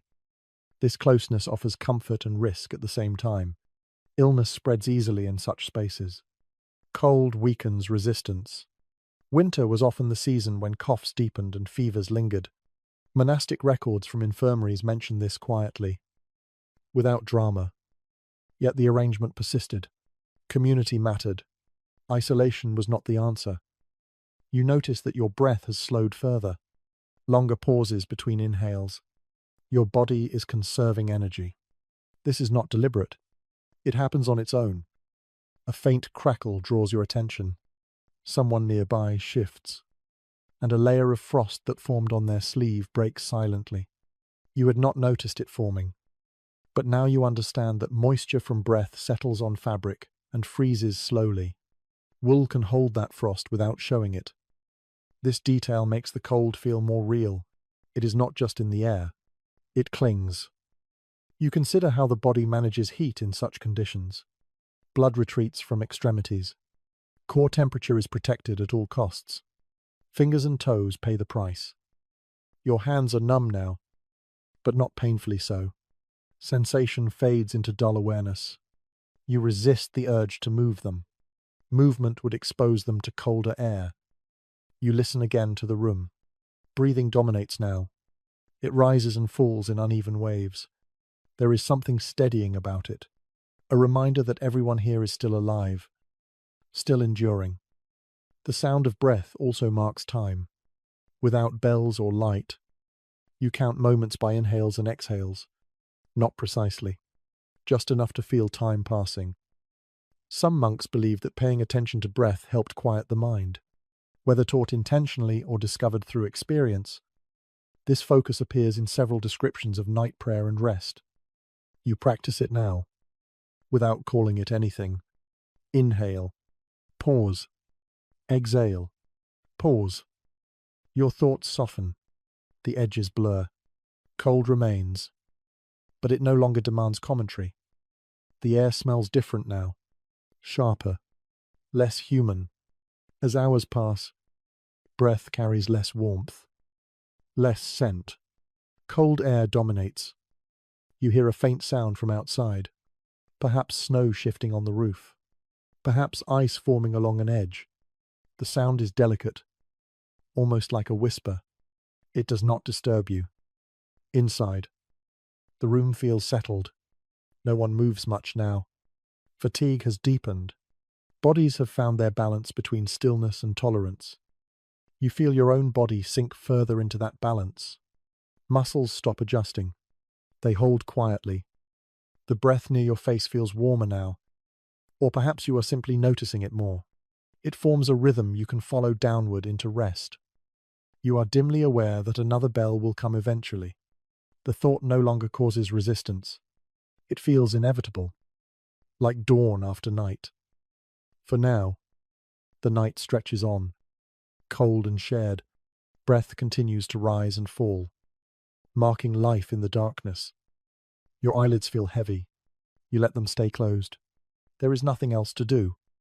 In this room of stone and straw and wool, breath becomes the softest, most human sound. It connects you to others without words. It reminds you that even in cold, even in discomfort, life continues quietly. And as you follow your own breath deeper into shallow sleep, you find a fragile peace there. Not warmth, not comfort, just presence. The air moves in and out of you. The room breathes with you. And the winter night holds. You wake again with a dull awareness rather than a clear moment of rising. Your body feels heavier now, as if the cold has settled into it instead of resting on the surface. There is an ache in your joints that was not there earlier. Knees, hips, shoulders, nothing sharp. Just a persistent stiffness that makes even the idea of movement feel tiring. This is where winter nights begin to test more than patience. They test health. In the medieval world, cold and illness were closely linked in everyday understanding. People did not speak of bacteria or viruses, but they noticed patterns. More coughs in winter, more fevers, more lingering weakness. Cold was not seen as the cause of sickness on its own, but it was believed to open the body to imbalance. You feel that vulnerability now. Your chest feels tight, not painful, just aware of each breath. The air is cold and dry. It irritates the throat slightly. You swallow once, then remain still. Monastic infirmaries existed for a reason. Records show that monks frequently needed care during winter months. Joint pain, chest complaints, fatigue. These were common enough to be expected, not exceptional. And yet, the dormitory remained the same. Cold nights did not stop. The rhythm continued. You notice someone coughing nearby. It is controlled, restrained, as if the person is trying not to draw attention. The sound repeats a few times, then stops. Silence returns. There is a quiet tension in that sound. Not fear exactly, but awareness. Illness here is not private. It unfolds within earshot of others. You consider how difficult it would be to recover fully in this environment. Sleep is broken. Warmth is scarce. The body never fully relaxes. Healing must work harder. Some monastic communities allowed the sick to sleep separately, closer to a fire, wrapped in extra coverings. This was mercy, not indulgence. But places were limited. Most endured mild illness without relocation. You test your fingers again. Sensation returns slowly as you flex them inside your sleeves. They feel clumsy, as if wrapped in thick gloves. You stop moving before the cold reclaims them. The ache in your joints deepens slightly as you remain still. Cold stiffens connective tissue. The longer you lie unmoving, the more pronounced it becomes. Yet moving too much invites greater heat loss. This balance is difficult. You learn it by feel rather than thought. You remember earlier nights in warmer seasons, how sleep came easier, how the body recovered more quickly. Winter strips those advantages away. Some medieval writers described winter as a time when the body weakened and the soul was tested. Whether they believed this literally or used it as metaphor is hard to say. What matters is that winter demanded more from everyone. You shift your weight carefully, easing pressure from one hip. The movement sends a dull ache through your lower back, then settles. You breathe through it. Pain here is not dramatic. It does not demand attention. It simply persists. Over time, it becomes part of the background, like the cold itself. You listen to the breathing around you. It sounds heavier now, slower. Others feel this too. The dormitory shares discomfort as much as warmth. You think briefly of older monks. How joints worn by years of labor and prayer must have suffered in nights like this. The thought brings a quiet respect. Endurance here is cumulative. Some records suggest that monks adjusted their expectations of health in winter. Feeling tired, stiff, unwell was accepted as seasonal. Only severe illness prompted concern. You feel a slight tightness in your throat again. You swallow, then breathe slowly. Panic would only tighten muscles further. Calm conserves energy. The cold remains steady. It does not worsen. But it does not retreat. It presses into your bones, making them feel heavier, denser. You become aware of how much effort your body is putting into simply maintaining itself. Circulation, temperature, breath, all of it happens quietly, constantly. This awareness brings a strange sense of humility. You realize how fragile comfort really is. Remove warmth and rest becomes labor. You rest your hand against your chest, feeling your heartbeat. It is steady, slow, reliable. That steadiness reassures you. You think of how monks understood health, not as constant comfort, but as the ability to continue, to rise when called, to work when needed, to pray when required. By that measure, you are still well enough. Sleep drifts near again, but it remains light. Your body does not fully let go. It stays alert, guarding against stiffness and chill. You allow your thoughts to soften. You do not dwell on pain. You do not imagine sickness. You stay with what is happening now. Breath in, breath out. The cough does not return. The room remains quiet. Over time, the ache in your joints becomes less noticeable, not because it disappears, but because your attention shifts. Fatigue dulls.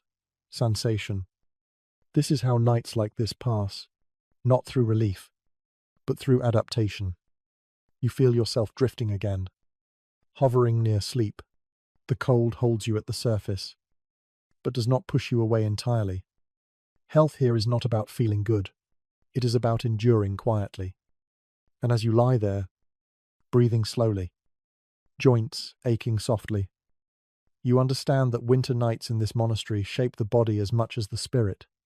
They leave marks that are felt more than seen. Sleep returns in fragments once more, carrying you gently forward through the cold, toward whatever strength morning will require. Silence presses in more firmly now, not because sound has vanished, but because it has become regulated. You sense it the way you sense the weight of cold. It is not absence. It is presence, carefully maintained. In this dormitory, silence is not natural. It is enforced through habit, expectation, and quiet fear of correction. Even half asleep, you are aware of it. Your body knows how loud it might be if it moved carelessly. You become conscious of every small sound you make. The scrape of fabric against straw, the soft click of teeth as you swallow. Even your breath feels like something that must be moderated. This awareness tightens your stillness. You lie carefully, minimizing motion, holding yourself in a way that feels controlled rather than relaxed. Silence shapes posture. Monastic rules from many orders emphasized silence at night with particular intensity. Words were seen as unnecessary during hours meant for rest and prayer. But silence also had a practical role. In a shared space, noise spreads quickly. One careless sound could wake many. You feel that responsibility now. Your rest is tied to everyone else's. A faint sound breaks the quiet. Somewhere along the far wall, a sleeper shifts too abruptly. Straw rustles louder than intended. The sound feels sharp in the stillness. You freeze, listening. Nothing happens. No reprimand. No movement from a supervisor. The sound dissolves back into silence. Relief passes through the room almost invisibly.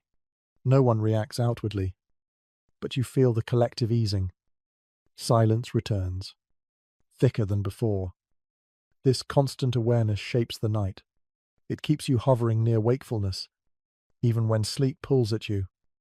A part of your mind remains alert, listening for cues. You notice how different this is from silence in modern spaces. Today, silence is often created by isolation. Here, it is created by restraint. You hear someone clear their throat softly. Carefully, the sound is controlled, almost apologetic. It stops quickly. You adjust your position a fraction, then stop, measuring the sound your movement might make. This caution has become instinctive. Some accounts from monasteries mention the anxiety of night silence, not fear of the dark, but fear of being heard. A cough too loud, a movement too sudden. These could draw attention and correction. Correction was rarely harsh, but it was humiliating. Public acknowledgement of disruption mattered more than punishment. You imagine the supervising monk, perhaps resting lightly at one end of the dormitory, listening, even in sleep. Whether or not this is true tonight, the possibility shapes behavior. Silence here is not peaceful. It is vigilant. And yet, there is something calming about shared restraint. Everyone participates. Everyone carries the same burden of quiet. You listen again to the breathing around you. It remains steady, subdued. No snoring, no murmurs. Sleep here has learned to be quiet. In winter, this silence feels heavier. Sound travels farther in cold air. Stone reflects it sharply. Even small noises feel exposed. You become aware of your own heartbeat for a moment. It feels loud in your ears. You slow your breathing, letting the rhythm settle. Your mind wanders briefly, then returns. The silence pulls you back again and again. There is nowhere else for thought to go. Some monks believed that silence purified the mind, stripping away unnecessary thought. Others likely experienced it as pressure. Both interpretations could coexist. You feel both. The longer the silence holds, the more your thoughts thin out, not because they are resolved, but because there is no space for them to echo. You notice that even discomfort feels quieter now. The ache in your joints remains, but it no longer demands commentary. It simply exists. Silence makes sensation feel closer, more intimate. Without sound, the body becomes louder. You hear the faintest crack somewhere above. Wood shifting, ice settling. The sound is brief, distant. It does not break the silence so much as ripple through it. You let it pass. The discipline of silence teaches patience, waiting without distraction, enduring without complaint. These lessons are learned slowly, night after night. You feel your eyelids grow heavier again. Sleep approaches, cautious and light. Just as you begin to drift, a sharper sound cuts through the room. A dropped object, perhaps a shoe knocked loose. It clatters softly, but clearly. Your heart jumps. So does everyone else's. You imagine. A pause follows, long enough to feel uncomfortable. Then nothing. No voice. No movement. Silence absorbs the sound once more. You breathe out slowly, releasing tension you did not realize you were holding. This moment lingers. It reminds you how fragile silence is, how easily broken, how quickly restored. You settle again, careful not to add to it. The night continues in this controlled quiet. Sound appears only briefly, then vanishes. Each time, it reminds you where you are. Silence here is not empty. It is full of listening. And as you lie still, wrapped in cold and quiet, you understand that sleep in this monastery is shaped as much by what you do not do as by what you do. You do not speak. You do not move freely. You do not escape into deep rest. Instead, you remain present, contained, sharing the burden of silence with everyone around you. Gradually, this shared vigilance eases your mind. There is nothing left to decide. The rules have decided for you. Sleep returns again, shallow and careful, held in place by cold, stone, and the quiet agreement of dozens of resting bodies. The silence holds. Dreams arrive differently here. They do not unfold in long, to coherent scenes.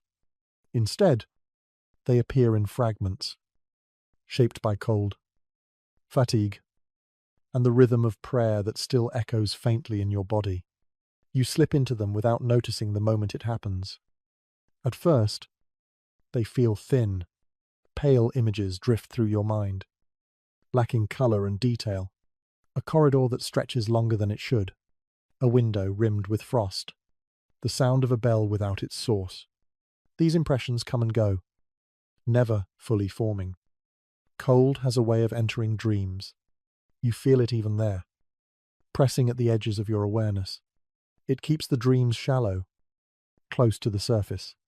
You do not sink far enough to lose yourself completely. You dream of warmth briefly, not a specific place, just a sensation, a glow against your chest. It fades almost immediately, replaced by the familiar heaviness of winter air. The contrast pulls you closer to waking, then releases you again. Faith shapes dreams too. The words chanted earlier linger in your thoughts. They reappear as rhythms rather than language. Repetition without meaning. Soothing and dull. Your mind replays them the way the body remembers motion. Some monks wrote of dreams as spiritual tests. Others warned against trusting them at all. Night visions could be distractions, temptations, or simply the result of hunger and exhaustion. The boundary between dream and waking thought was not always clear. You feel that uncertainty now. Are you dreaming? Or are you half awake? Imagining images because your mind refuses to rest completely. The question dissolves before you can answer it. Your body shifts slightly in sleep. A knee moves. A shoulder tightens. The movement pulls you closer to awareness for a moment. Then you settle again. The bed beneath you remains firm, unchanged, anchoring you. Dreams flicker again. This time, they are shaped by sound. You hear footsteps echoing through stone corridors. Though you know no one is walking, you hear wind whispering words you cannot understand. These sounds blend with real noises from the building, merging imagination and reality. The cold sharpens these experiences. It keeps your mind alert even while dreaming. There is no deep plunge into unconsciousness. Everything remains near the surface. You dream of being watched, not with fear, but with awareness, as if the walls themselves are paying attention. This reflects the dormitory, the sense of being seen even in rest. Then the dream shifts. You are standing in the church again, chanting. Your breath fogs in the air. Your voice blends with others. The sound feels endless. There is no beginning or end, just rhythm. This dream feels heavier, slower. It lingers longer than the others, perhaps because it mirrors waking experience closely. The mind holds on to what it knows. You wake briefly, uncertain whether the chant was real. The dormitory is quiet. Only breathing surrounds you. You let the moment pass. Sleep returns again, cautious and light. Some dreams carry discomfort rather than images. You feel pressure on your chest, as if something heavy rests there. It is not frightening, just present. Cold, weight, fatigue blend into a single sensation. You dream of effort, of trying to move but moving slowly, of lifting yourself from the bed and feeling resistance in every joint. These dreams echo the body's reality. There is no escape in them, no flight, no warmth waiting beyond the edge, just continuation. You notice that even in dreams, you do not speak. Silence follows you there. Words feel unnecessary or unavailable. Communication happens through sensation instead. This silence deepens the dreams, making them feel more internal, less narrative, more emotional. You sense time passing without markers. Dreams do not tell you how long you have slept. They simply appear and fade. At one point, you dream of light, pale and distant. Dawn, perhaps, though you know it is too early. The light does not warm. It only illuminates briefly, then disappears. You stir again. Your breath catches for a moment, then steadies. The cold remains, unchanged. Your body has not moved far. Some accounts from monks describe dreams as more intense during winter. Hunger and cold sharpened imagination. Others claimed the opposite, that exhaustion flattened dreams into vague impressions. Both descriptions feel true at once. You drift between them. Dreams become quieter as fatigue deepens. Images thin out. Sensations soften. The mind gives up trying to create stories and settles into simple awareness. You rest in that awareness, not fully asleep, not fully awake. The cold still presses in, but you no longer react to it strongly. It feels distant now, like something happening around you rather than to you. Your breathing remains slow and even. The rhythm carries you forward. In this half state, faith and body blur together. Prayer becomes breath. Discipline becomes posture. Cold becomes background. You sense the night moving toward its later hours, not through clocks or bells, but through subtle changes. The air feels slightly different, less active, more settled. Dreams fade almost entirely. What remains is a gentle awareness. Like floating just beneath the surface of water, you rest there, suspended. When the next sound comes, it will pull you back fully. But for now, you remain in this fragile space, where sleep and waking overlap, shaped by cold, silence, and routine. And in that space, you find a quiet acceptance. Dreams no longer demand attention. The body rests as much as it can. The night continues, carrying you gently forward, toward whatever the next bell will ask of you. You sense the approach of the next waking before it happens, not through sound, but through a subtle tightening inside your body, as if some internal thread is being drawn slowly upward. Sleep grows thinner. Awareness rises. This is the strange discipline of nights like this. Over time, the body learns the rhythm, even without conscious thought. It begins to anticipate interruption. Rest is no longer a deep surrender. It is a careful balance. You lie still, waiting. Breath, slow. Listening inward rather than outward. When the bell finally comes, it feels almost expected. Its tone rolls through the monastery again, steady and unhurried. It does not rush you. It does not apologize. It simply announces that the next movement of the night has arrived. Your eyes open. Darkness remains, but it feels different now, less oppressive, more familiar.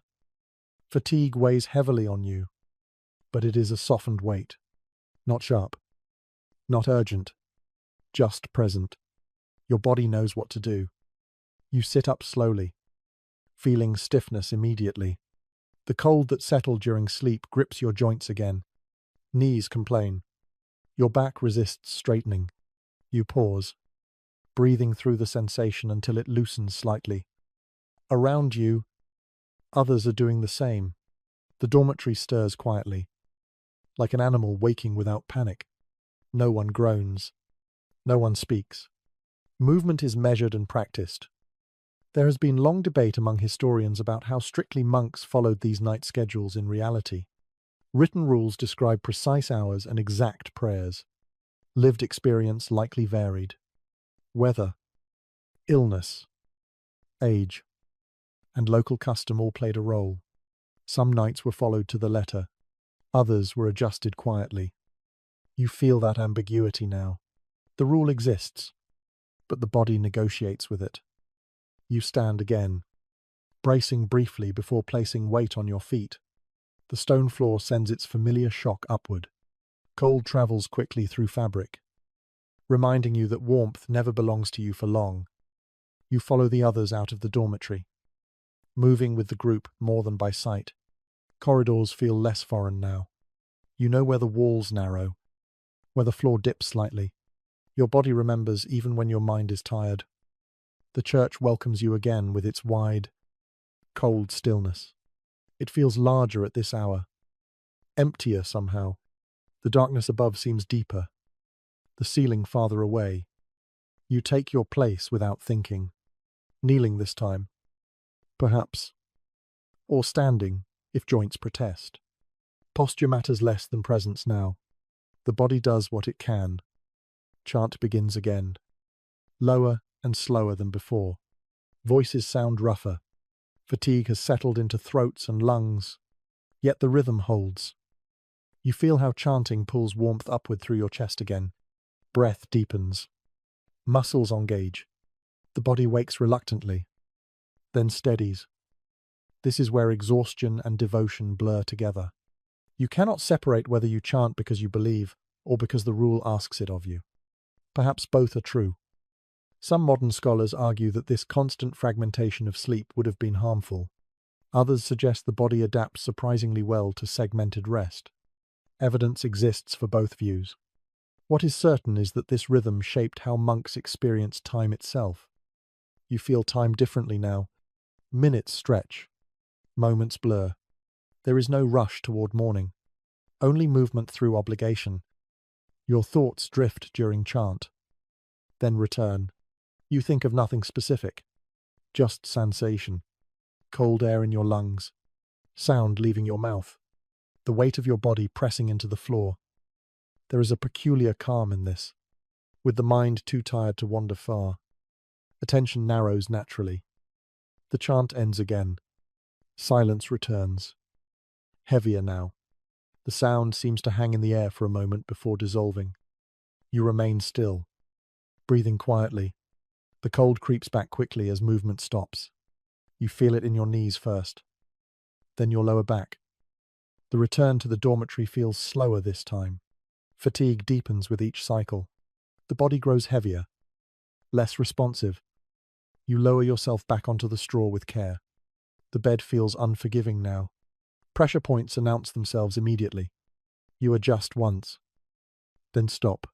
Further movement feels costly. As you lie back down, you realize something subtle has changed. The night no longer feels endless. It has shape now, defined by repetition. Bell, rise, prayer, return. Each cycle shortens what remains. You feel closer to morning, even without knowing the hour. Sleep returns again, but it is thinner still. Your body sinks only shallowly into rest. Awareness remains close. This is where questions about historical reality become complicated. Did monks truly sleep this way every night?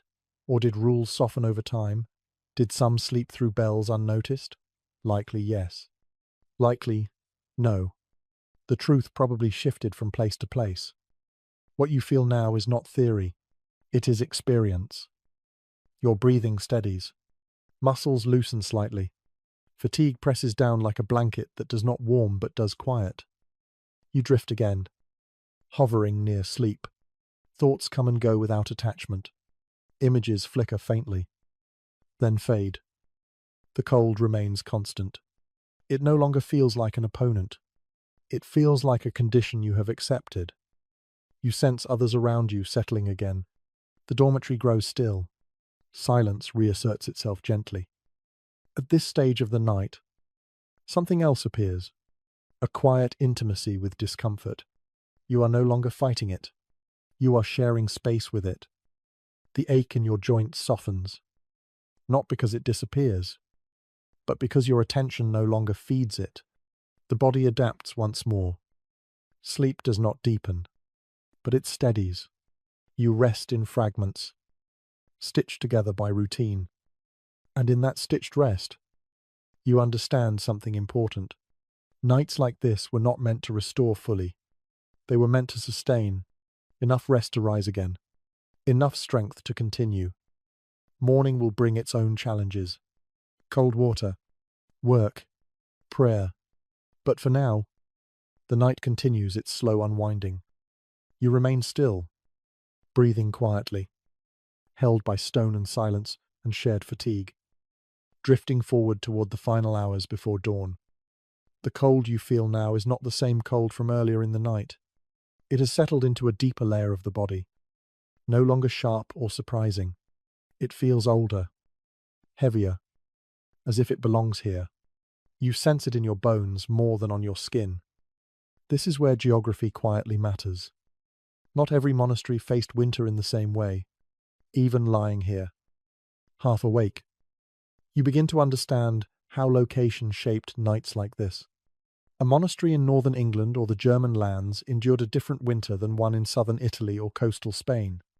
Snow depth, wind exposure, humidity, and elevation all changed how cold entered stone walls. You imagine this same dormitory further north, Thicker frost on the windows. Breath turning fully white indoors. Straw stiffening beneath the body. Winter stretching longer, darker, more demanding. Then you imagine a monastery closer to the Mediterranean. Cold still present, but damp rather than biting. Stone walls holding moisture that seeps into joints. Cold that chills slowly and lingers rather than striking sharply. Both versions of winter carry their own hardships. Written records from different regions reflect this variety. Northern communities often mention snow-blocking paths, frozen wells, and nights when water left in bowls turned to ice. Southern sources describe cold rain, persistent dampness, and air that never truly dries. Sleep was shaped by these differences even when rules remained similar. You feel fortunate and unfortunate at the same time. The cold here is dry enough to sting, but not wet enough to soak clothing. Damp cold seeps deeper, clings longer. Many monks feared it more. Your breath continues its slow rhythm. You notice how the air feels slightly drier now. Easier to breathe despite the chill. Stone absorbs moisture during the night, leaving air crisp. Some monasteries built in mountainous regions faced colder nights but benefited from clearer air. Others in river valleys dealt with fog and frost that crept indoors. The rule did not change for them. Wake, pray, rest. Geography adjusted the difficulty. You think of how monks traveling between houses would have noticed these differences immediately. A winter night that felt familiar in one place might feel brutal in another, yet adaptation was expected. The dormitory around you carries hints of this region. The thickness of the walls, the size of the windows, the angle of the roof. These details reveal builders responding to climate even when comfort remained secondary. You shift slightly, easing pressure from one shoulder. The straw beneath you feels brittle now, colder than before. It has lost what little warmth it held. Some monasteries use thicker straw in winter, replacing it more frequently. Others did not adjust. Supplies mattered. Straw had to be gathered, stored, rationed. You wonder how often bedding was truly refreshed during long winters. Not as often as comfort would demand. You suspect. Your joints ache again as you move, reminding you that cold accumulates quietly. Knees feel stiff. Ankles complain faintly. This ache connects you to generations of bodies that endured the same thing. Winter pain was not exceptional. It was seasonal. In some regions, monks slept in woolen socks during winter nights. In others, this was discouraged or impractical. Socks wore out quickly. Wool was precious. Small variations like this made noticeable differences in comfort.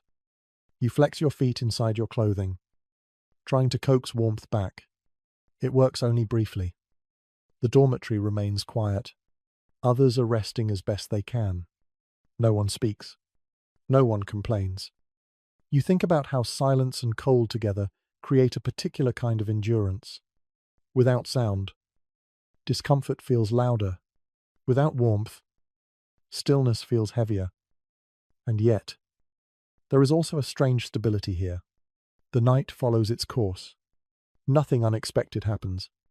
No sudden storm. No emergency bell. Predictability becomes its own comfort. Some modern interpretations romanticize monastic life as peaceful and removed from hardship. Nights like this challenge that image. Peace existed, perhaps, but it was layered over effort and discipline. You feel that layering now. Fatigue sits on top of cold. Acceptance sits on top of fatigue. Your breathing remains slow. You focus on it again, letting the rhythm anchor you. Breath feels warmer now than the air around it. You guard that warmth carefully.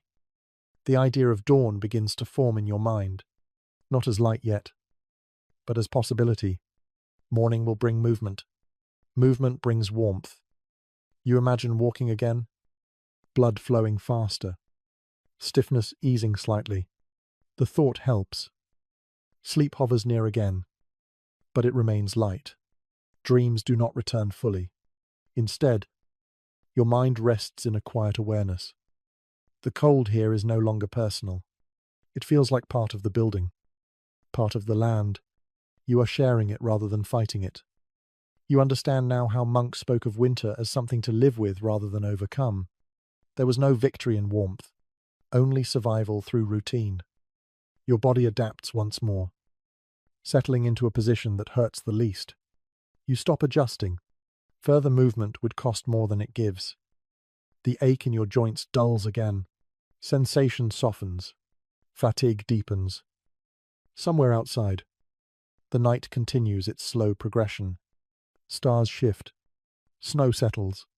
Wind rests. Inside, the dormitory remains steady, holding dozens of resting bodies in the same cold embrace. You lie still, breathing quietly, aware that while winters differed across regions, the core experience remained. Cold stone, thin bedding, broken sleep, shared endurance.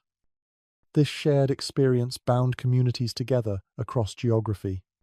A monk in France, England, or Italy would recognize this night, even if the details differed. You feel connected to that wider world of quiet endurance.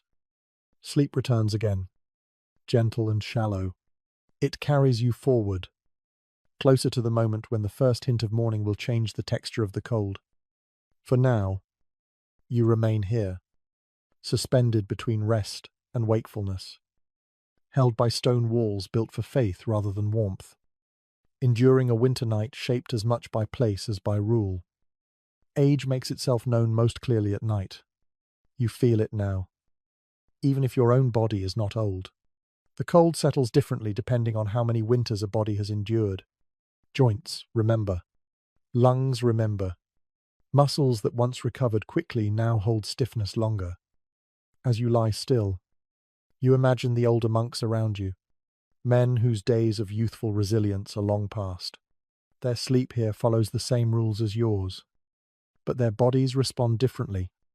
In the medieval monastery, age did not excuse you from the dormitory. Only serious illness granted separation. Most older monks slept on the same straw, under the same cold roof, rising to the same bells. You hear a slower breath nearby. It carries weight, effort. Each inhale takes a little longer, as if the chest resists expansion. This sound does not alarm you. It simply tells a story. Cold is especially unkind to aging joints. Knees stiffen first, then hips, then fingers. Arthritis, though not named as such, was well known. Monastic medical notes mention swollen joints and limited movement, especially in winter months. You imagine an older monk waking to the bell, knowing what awaits. The pain of standing, the slow process of straightening, the cold floor against feet that no longer tolerate shock well. Yet he rises anyway. This endurance was not celebrated loudly. There were no rewards for suffering quietly. It was simply expected. Some communities offered small allowances for age, a slightly thicker garment, a closer sleeping place to the wall where drafts were weaker. These adjustments were subtle, unofficial. Equality remained the ideal, but compassion found small ways to surface. You shift again, feeling your own joints complain faintly. Even youth stiffens under cold like this. You realize how quickly comfort is taken for granted. The older body does not bounce back from broken sleep easily. Each interruption leaves a deeper mark. Fatigue accumulates faster. Recovery slows. Yet older monks often carried authority. Experience granted them respect even as strength faded. Their presence in the dormitory reminded others that endurance was not temporary. It was lifelong. You listen to the breathing again. It remains steady. If slow, there is no panic in it, just persistence.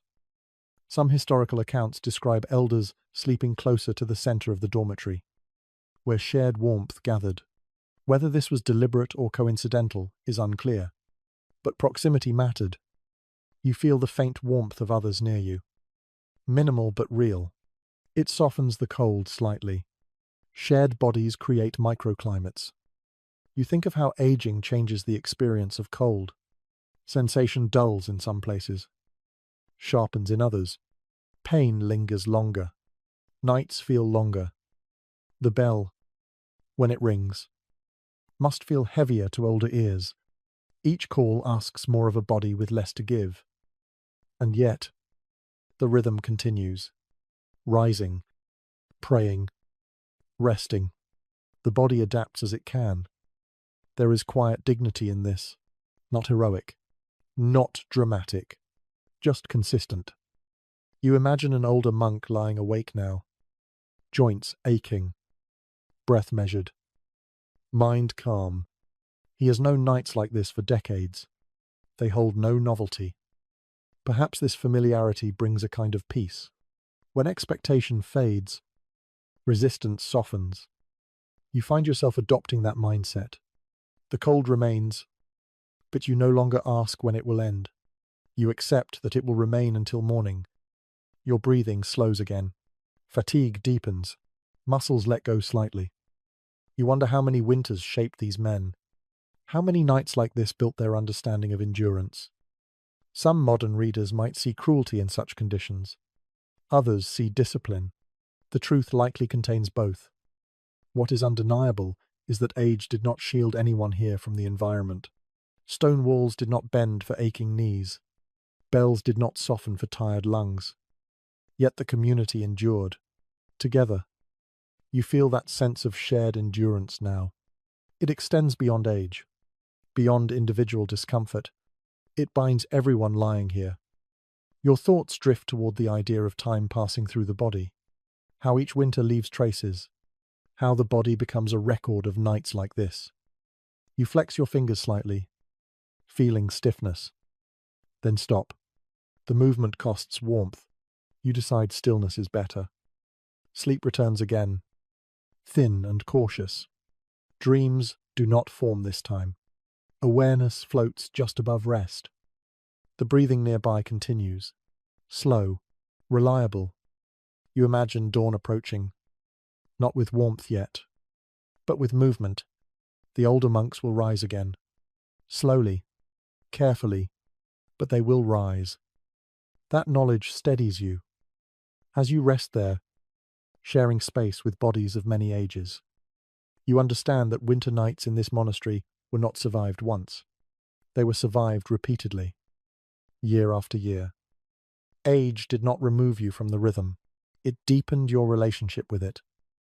Sleep carries you gently forward again, held by cold and silence. Closer to morning and the next demand the bell will place on every body, young and old alike.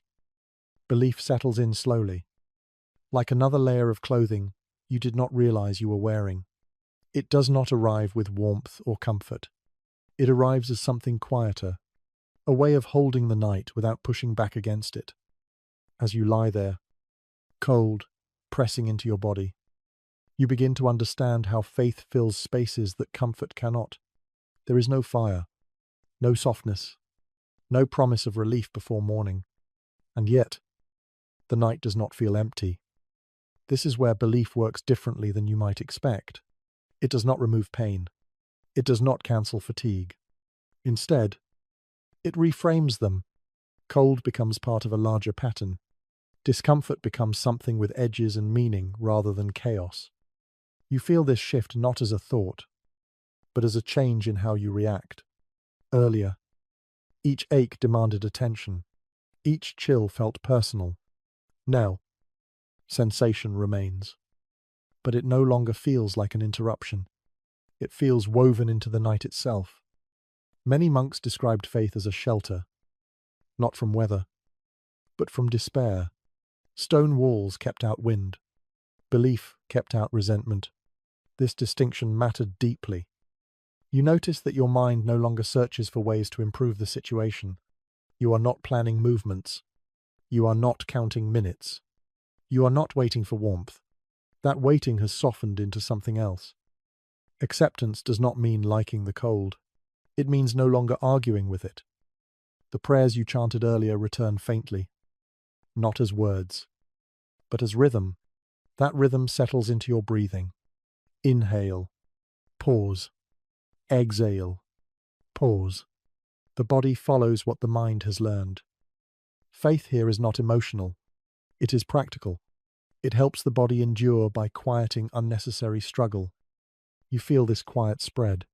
Muscles loosen slightly. The ache in your joints remains, but it feels less sharp. Attention moves away from it. Some monks believed that discomfort stripped away distraction, leaving space for clarity. Others simply endured because there was no alternative. Both experiences could exist together. You realize that belief does not need certainty to function. It works even when doubts remain. Even when fatigue dulls thought. It works by offering a frame, not answers. You imagine lying here night after night, winter after winter. At first, resistance would be strong, then frustration. Eventually, something would shift. The mind would learn that fighting the cold wastes energy. Faith would fill that gap. This is not a dramatic realization.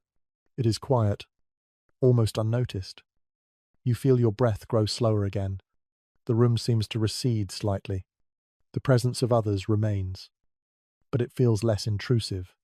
Everyone is resting within their own small pocket of belief or habit or resignation.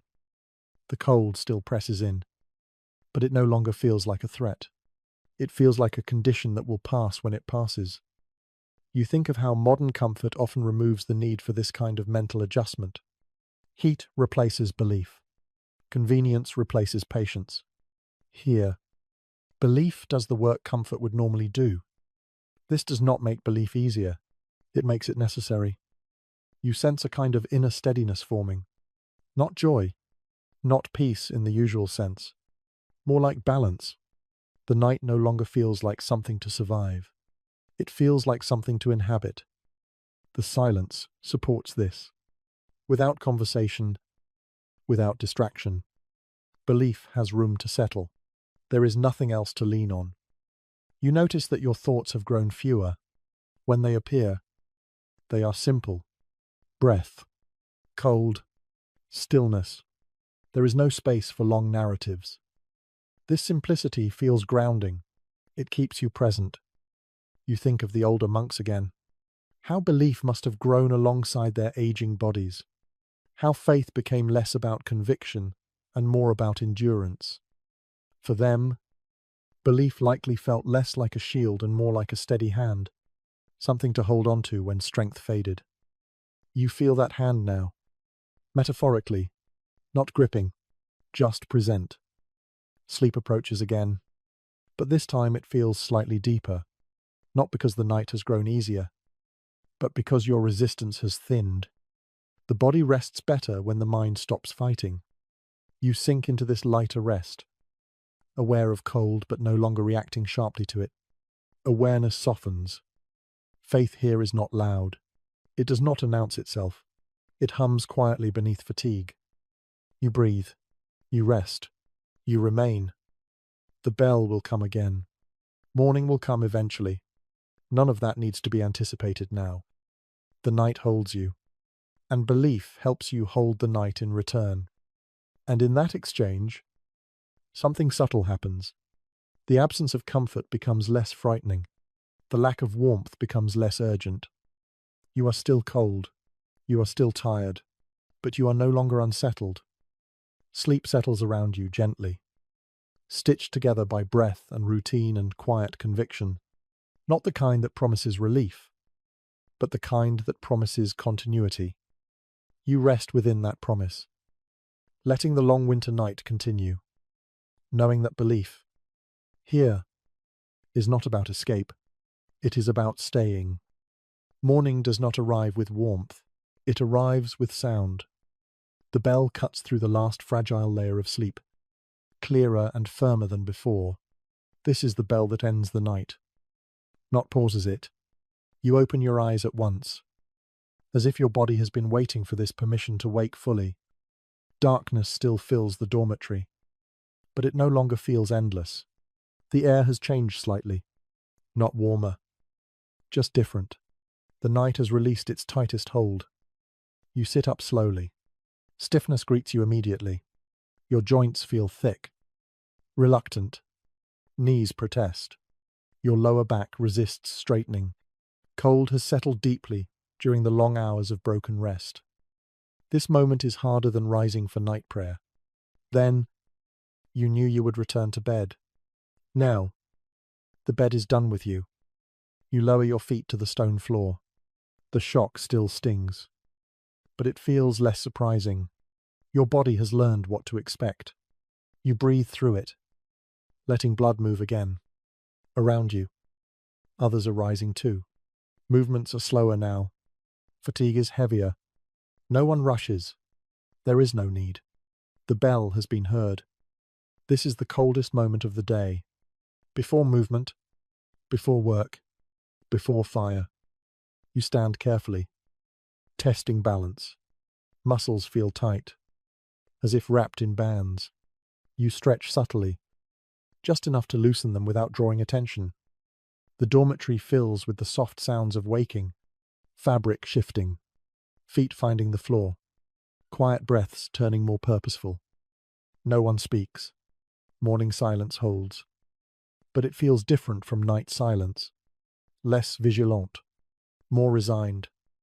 You gather your few belongings. Already worn, already cold. There is no sense of leaving comfort behind. There was none to leave. As you step into the corridor, the air feels even colder. Dormitory warmth, such as it was, vanishes quickly. Stone walls greet you again with their stored chill. Your breath fogs faintly now. You watch it for a moment, then look ahead. Movement begins to bring warmth. Slowly at first. Blood flows faster. Fingers regain sensation. Then ache briefly as feeling returns. You clench and release your hands, encouraging circulation. This ache is sharp but short-lived. It is the pain of waking the body rather than the dull ache of night. You join the line toward the church once more. Morning prayer comes before anything else. Before food. Before fire. Before work. The church interior feels vast and cold, but less intimidating now. You have stood here before tonight. You know what to expect. Shall rise again. Steadier than during the night. Voices sound clearer. The body is waking even as it protests. The sound fills the space, warming it psychologically, if not physically. Breath deepens. Muscles engage. Heat begins to build from movement rather than rest. You feel it in your chest first, then your arms. Cold loosens its grip slightly. Morning prayer feels different from night prayer. There is less struggle to stay awake. Fatigue remains, but purpose sharpens attention. When the chant ends, you feel a shift. The night is officially over. You leave the church with others. Moving toward the next part of the day, the corridor still bites with cold, but your body is better prepared now. The idea of warmth begins to form. Not immediate warmth, not comfort, but the possibility of it. Somewhere, a fire will be lit. In the kitchen, in the workroom, not here. But soon, that knowledge changes how the cold feels. It becomes temporary. You step outside briefly, perhaps to cross a courtyard. The air is sharper here, open and exposed. Frost crunches beneath your feet. The sky is pale, just beginning to lighten. Your breath forms visible clouds now, drifting upward and disappearing. You feel small under the open sky, but alive. Returning indoors brings relief, even though it is still cold. Stone blocks wind. The monastery shelters you from the worst of it. As work begins, movement increases. Tasks demand attention. Carrying, lifting, walking. Blood flows faster. Heat builds slowly. Honestly, the stiffness in your joints eases bit by bit. Knees loosen. Back straightens more easily. The body remembers how to move. Cold still clings, especially in extremities, but it no longer dominates. You think back to the night just past, how long it felt, How narrow the world became. Now, space opens again. This contrast matters. Night hardship makes morning movement feel significant. Warmth feels earned. Some monks believed this daily cycle strengthened discipline and gratitude. Others simply accepted it as routine. Either way, the pattern shaped how the body experienced time. You realize that sleep, broken and cold as it was, did enough. You are tired, but functional. That was the goal. The monastery does not aim for comfort. It aims for continuity. As the day unfolds, the memory of the night will linger in your body, in the slight ache that remains, in the sensitivity to cold, in the appreciation of movement. Tonight will come again. Another cold bed, another dark dormitory. But for now, the night has released you. You move forward into the day, carrying the quiet lessons of winter sleep with you, not as thoughts, but as embodied knowledge. The bell has spoken. The cold has not vanished, but you are awake, standing, moving, and that, here, is enough. As the day unfolds, you begin to notice how the night follows you. It lingers in your body, not as exhaustion exactly, but as a subtle heaviness that shapes how you move, how you think, how you conserve energy. Winter sleep does not end when you rise. It carries forward, quietly influencing everything that comes after. Your muscles warm gradually through work. Each task draws blood outward, loosening stiffness bit by bit. Yet the memory of cold remains. You move carefully, deliberately, aware of limits. There is no wasted motion. This awareness was not accidental.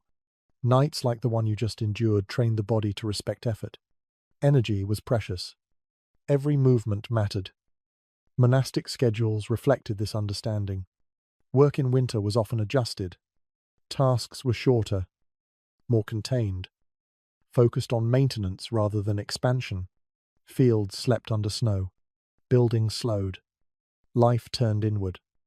You feel that inwardness now, even as you work alongside others. Conversation remains limited. Silence continues to frame the day. Though it is lighter than at night, there is room for practical speech, but no idle talk. The body adapts to this rhythm. Broken sleep does not lead to collapse. It leads to pacing. You learn when to push and when to ease back. This pattern shaped monastic communities deeply. Nights of limited rest were balanced by days of steady, moderate labor. No sprinting, no indulgence, just continuity. You sense this balance in yourself. Fatigue hums in the background, but it does not overwhelm. It becomes part of your awareness, guiding choices. As the day progresses, warmth becomes available in small doses, passing near a hearth, standing in sunlight that filters weakly through a window.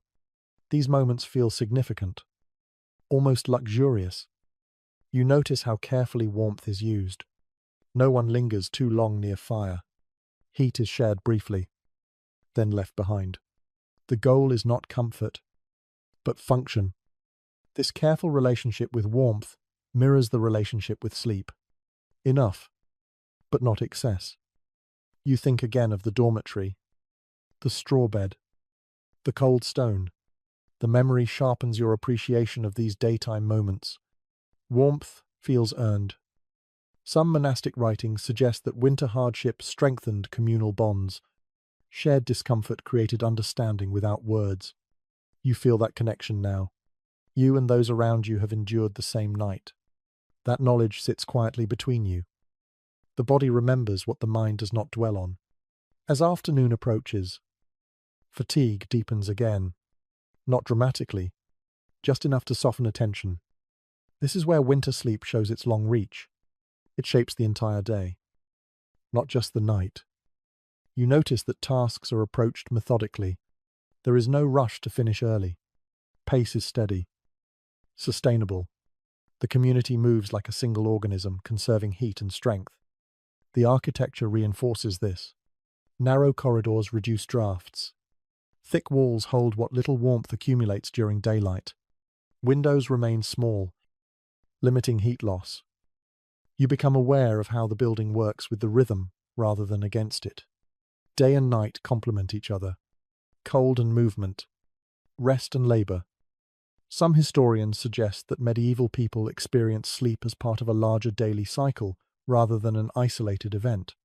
This feels true now. Sleep was not expected to restore fully on its own. It was one part of a continuous process. You sense that continuity in your own body.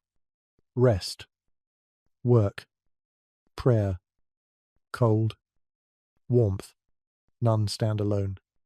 As evening approaches again, light fades early. Winter shortens the day. Tasks conclude sooner. The monastery prepares for another night. You feel a familiar tension return.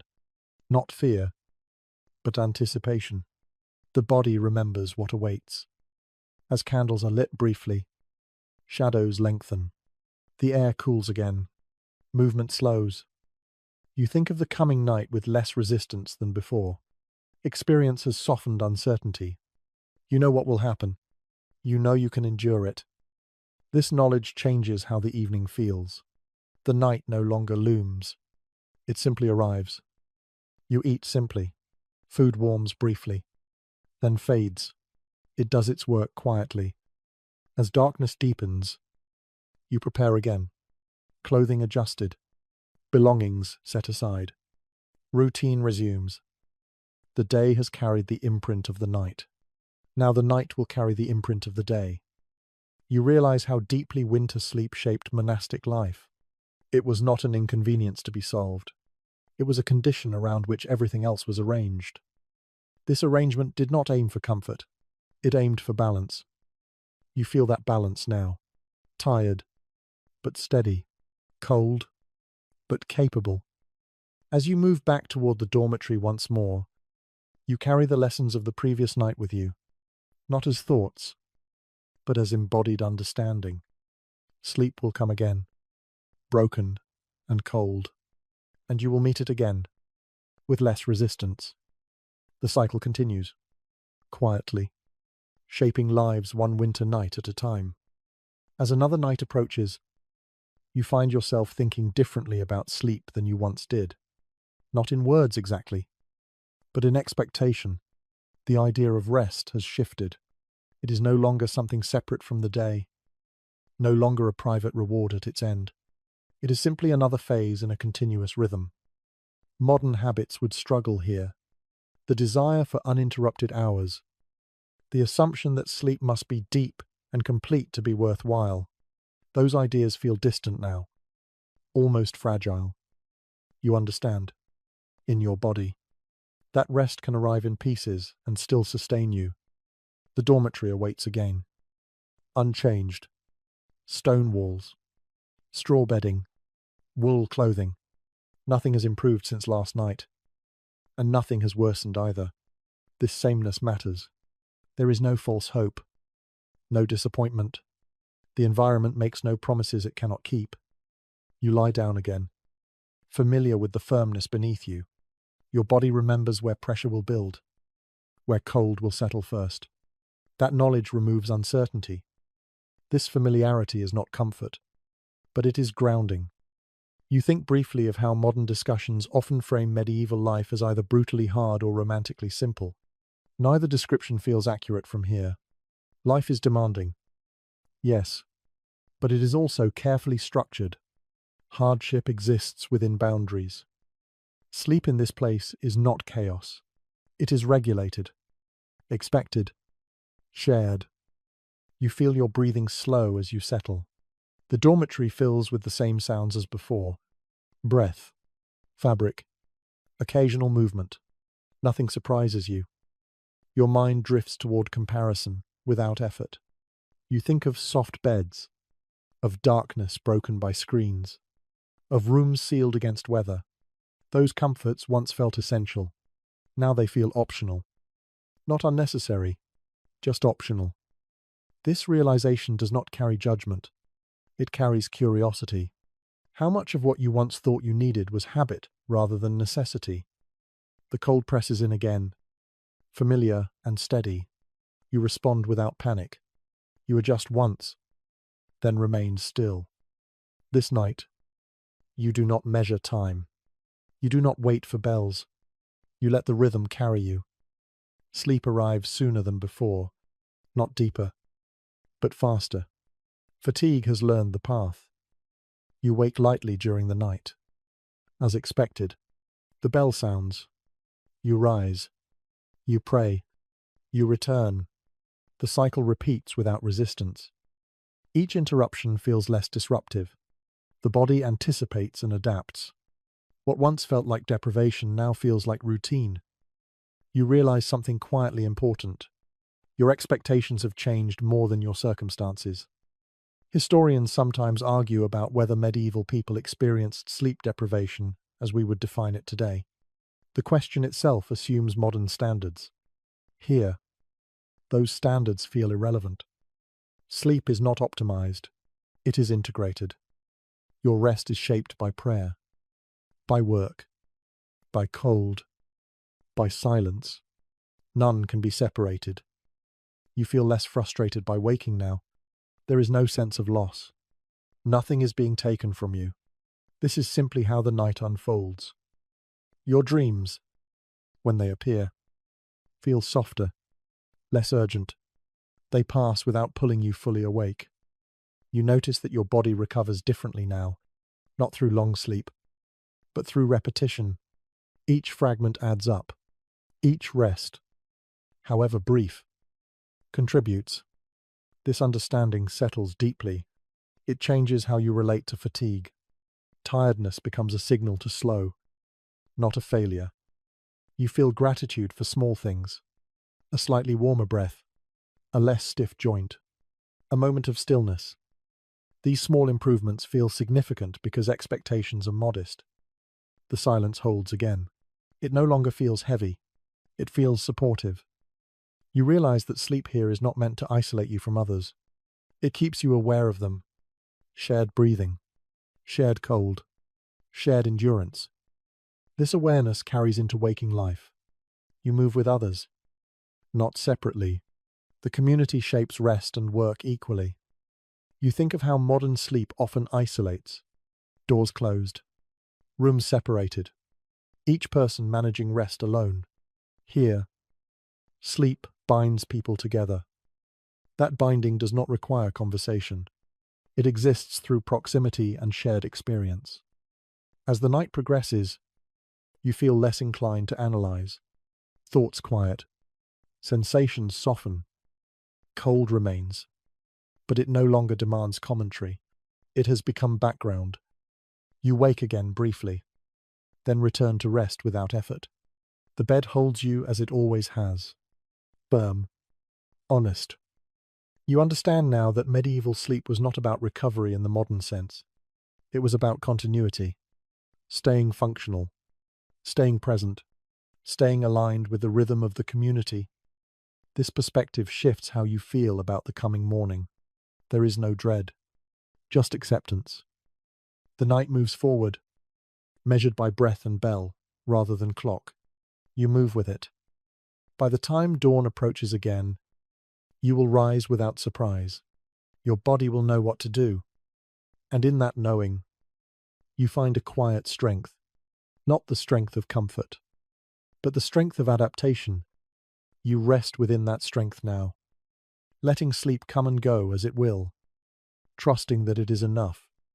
The memory of cold does not fade when you wake. It stays with you, woven into muscle and habit, carried quietly through the day and back into the night. Even before you lie down again, your body remembers what waits. Stone, straw, darkness, the long, with patient hours. This memory shapes how you prepare. Movements become economical. You adjust clothing with intention, knowing how each fold and layer will matter later. Nothing is rushed. Nothing is added without purpose.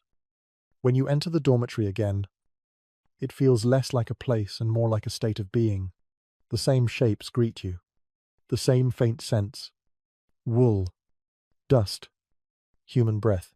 These signals tell your body to slow before your mind has time to comment. You lower yourself onto the bed with practiced care. Your hands find familiar positions. Your shoulders settle where pressure will be least. You have learned this through experience rather than instruction. This learning is quiet. It does not feel like progress. Yet it is. Your breath deepens almost immediately. The room seems to receive it. Others are settling too. Each body finding its place in the shared pattern. No one needs to look. No one needs to speak. The night gathers again, not as an unknown, but as something anticipated. You notice how quickly resistance falls away now. Earlier nights demanded negotiation. This one does not. You accept the cold as a given. You accept broken sleep as part of the design. This acceptance changes the texture of the night. It does not make it easy, but it makes it lighter. You think of how memory works here, not as a story replayed, but as a set of adjustments stored in the body. Your posture shifts subtly. Your breathing adapts. You conserve heat without thinking. This embodied knowledge would have been common among monks who lived through many winters. The first cold nights taught lessons that lasted years. You feel those lessons now, even if they are not fully yours yet. Sleep arrives in familiar fragments. You drift. You wake lightly. You drift again. The bell comes and goes. Each interruption fits into the pattern without surprise. The cold feels steady rather than sharp. It presses evenly, as if respecting the boundaries you have learned to set. You notice that your dreams, when they appear, are quieter now. Less imagery, more sensation. They do not pull you far from the surface. When you wake between fragments, you do not analyze. You adjust once if needed, then rest again. This efficiency preserves energy. The memory of previous nights has taught you what matters and what does not. Small discomforts can be ignored. Larger ones require careful response. You listen to the room with familiarity. You know which sounds matter and which do not. Wind brushing stone, wood settling, breath rising and falling. These no longer trigger alertness. The silence feels less tense. It holds rather than presses. You sense the night moving forward, not through thought, but through subtle changes. The air thickens slightly. The building settles more deeply. Time passes. This is where long memory takes over. Not personal memory alone, but shared memory. The dormitory feels shaped by countless nights like this. The walls seem to remember. You imagine generations of bodies lying here, adjusting in the same ways, breathing the same cold air, waking to the same bells. Their presence feels layered into the space. This sense of continuity brings a strange comfort. Your discomfort is not unique. It is part of a long pattern. You think of how this pattern shaped identity. A monk did not define himself by single nights, but by seasons endured. Winter was not an interruption. It was a teacher. You feel that teaching now. It does not speak. It repeats. Sleep comes again. Shallow but steady. The body rests as much as it can. That is enough. When you wake briefly, you notice how quickly you settle again. The mind no longer fights the process. It trusts the rhythm. The bell will call you when it is time. Until then, rest arrives in its own measured way. You feel your breathing slow further. Muscles soften. The ache in your joints dulls to a background presence. Cold remains, but it no longer dominates attention. The night deepens, but it does not feel endless. You know it will end. Memory tells you so. This knowledge makes waiting easier. You are not trapped in the dark. You are moving through it. You wake once more, not to sound, but to a subtle shift in the air. It feels slightly less dense. Dawn approaches. Though warmth does not follow yet, you remain still, conserving energy for the coming movement. You know what morning will require. This calm readiness is the gift of familiarity. Fear fades when patterns repeat. You rest again, letting the last stretch of night pass quietly. Breath in, breath out. The room holds.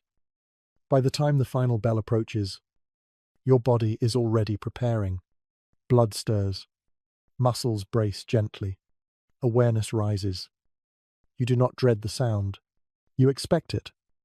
The night has done its work, not by restoring you completely, but by teaching you how to endure without tension.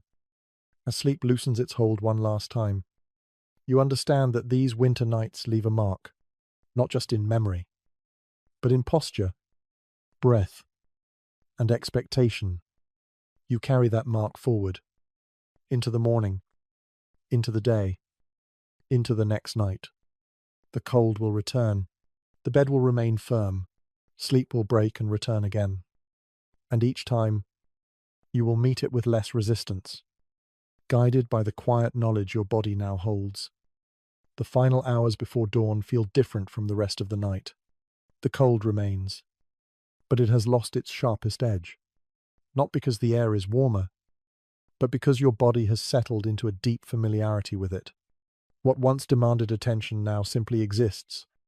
You lie still, breathing slowly, aware that this is the last stretch. The dormitory feels suspended in a quiet pause. No one moves much. Even the building seems to wait. Your body knows what is coming. There will be a bell. There will be rising. There will be cold stone underfoot. Yet there is no tension in this knowledge. It feels inevitable. And because of that, calm, it's mitre. You notice how little you are thinking now. Thoughts drift in and out without catching. Sensation has softened. Cold presses, but gently. Fatigue rests heavily, but evenly. This is acceptance in its simplest form. Not agreement, not enjoyment, just the absence of resistance.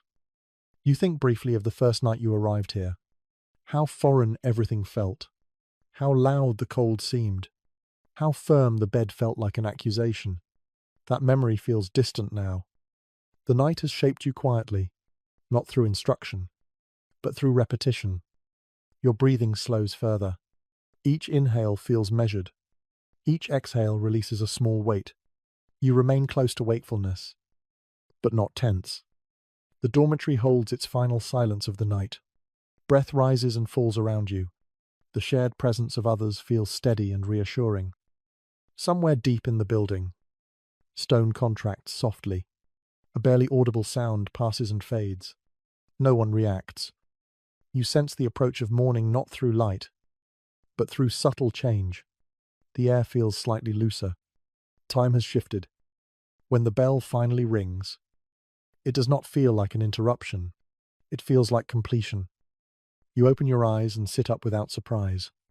Stiffness remains, but it feels manageable. Your body moves with care, but without protest. Around you, others rise as well. Movements are slow, practiced, unified. There is no grogginess here, only readiness shaped by habit. As your feet meet the cold stone floor, you breathe through the shock. Blood begins to move again. Sensation returns. This is how the night ends, not with relief, but with transition. You stand, adjust your clothing, and prepare to move forward into the day. The bed has given what it could. The night has taught what it needed to teach. Before you step away, you pause for a brief moment of stillness. And here, the night begins to release you fully. Your breath deepens, your shoulders lower. The tension you did not realize you were holding softens. The dormitory fades behind you as you follow the others toward morning prayer, toward movement, toward the slow return of warmth through effort. The winter night is over, but its lesson remains. You carry it with you in how you move, how you rest, how you accept what cannot be changed. And now, as the day begins to open around you, it is time to let the night fade gently from your awareness. The cold does not disappear all at once. It loosens gradually, like a hand unclenching. Your thoughts slow. Your breathing becomes steady and calm. You feel grounded, present, and safe. The long winter night has passed, and you have endured it. Now, let your body relax. Let your breathing soften. Let the memory of stone walls and quiet breath drift away. You are warm enough. You are still. You are at rest. Sleep comes easily now, without effort, without resistance. The night fades completely. Sweet dreams.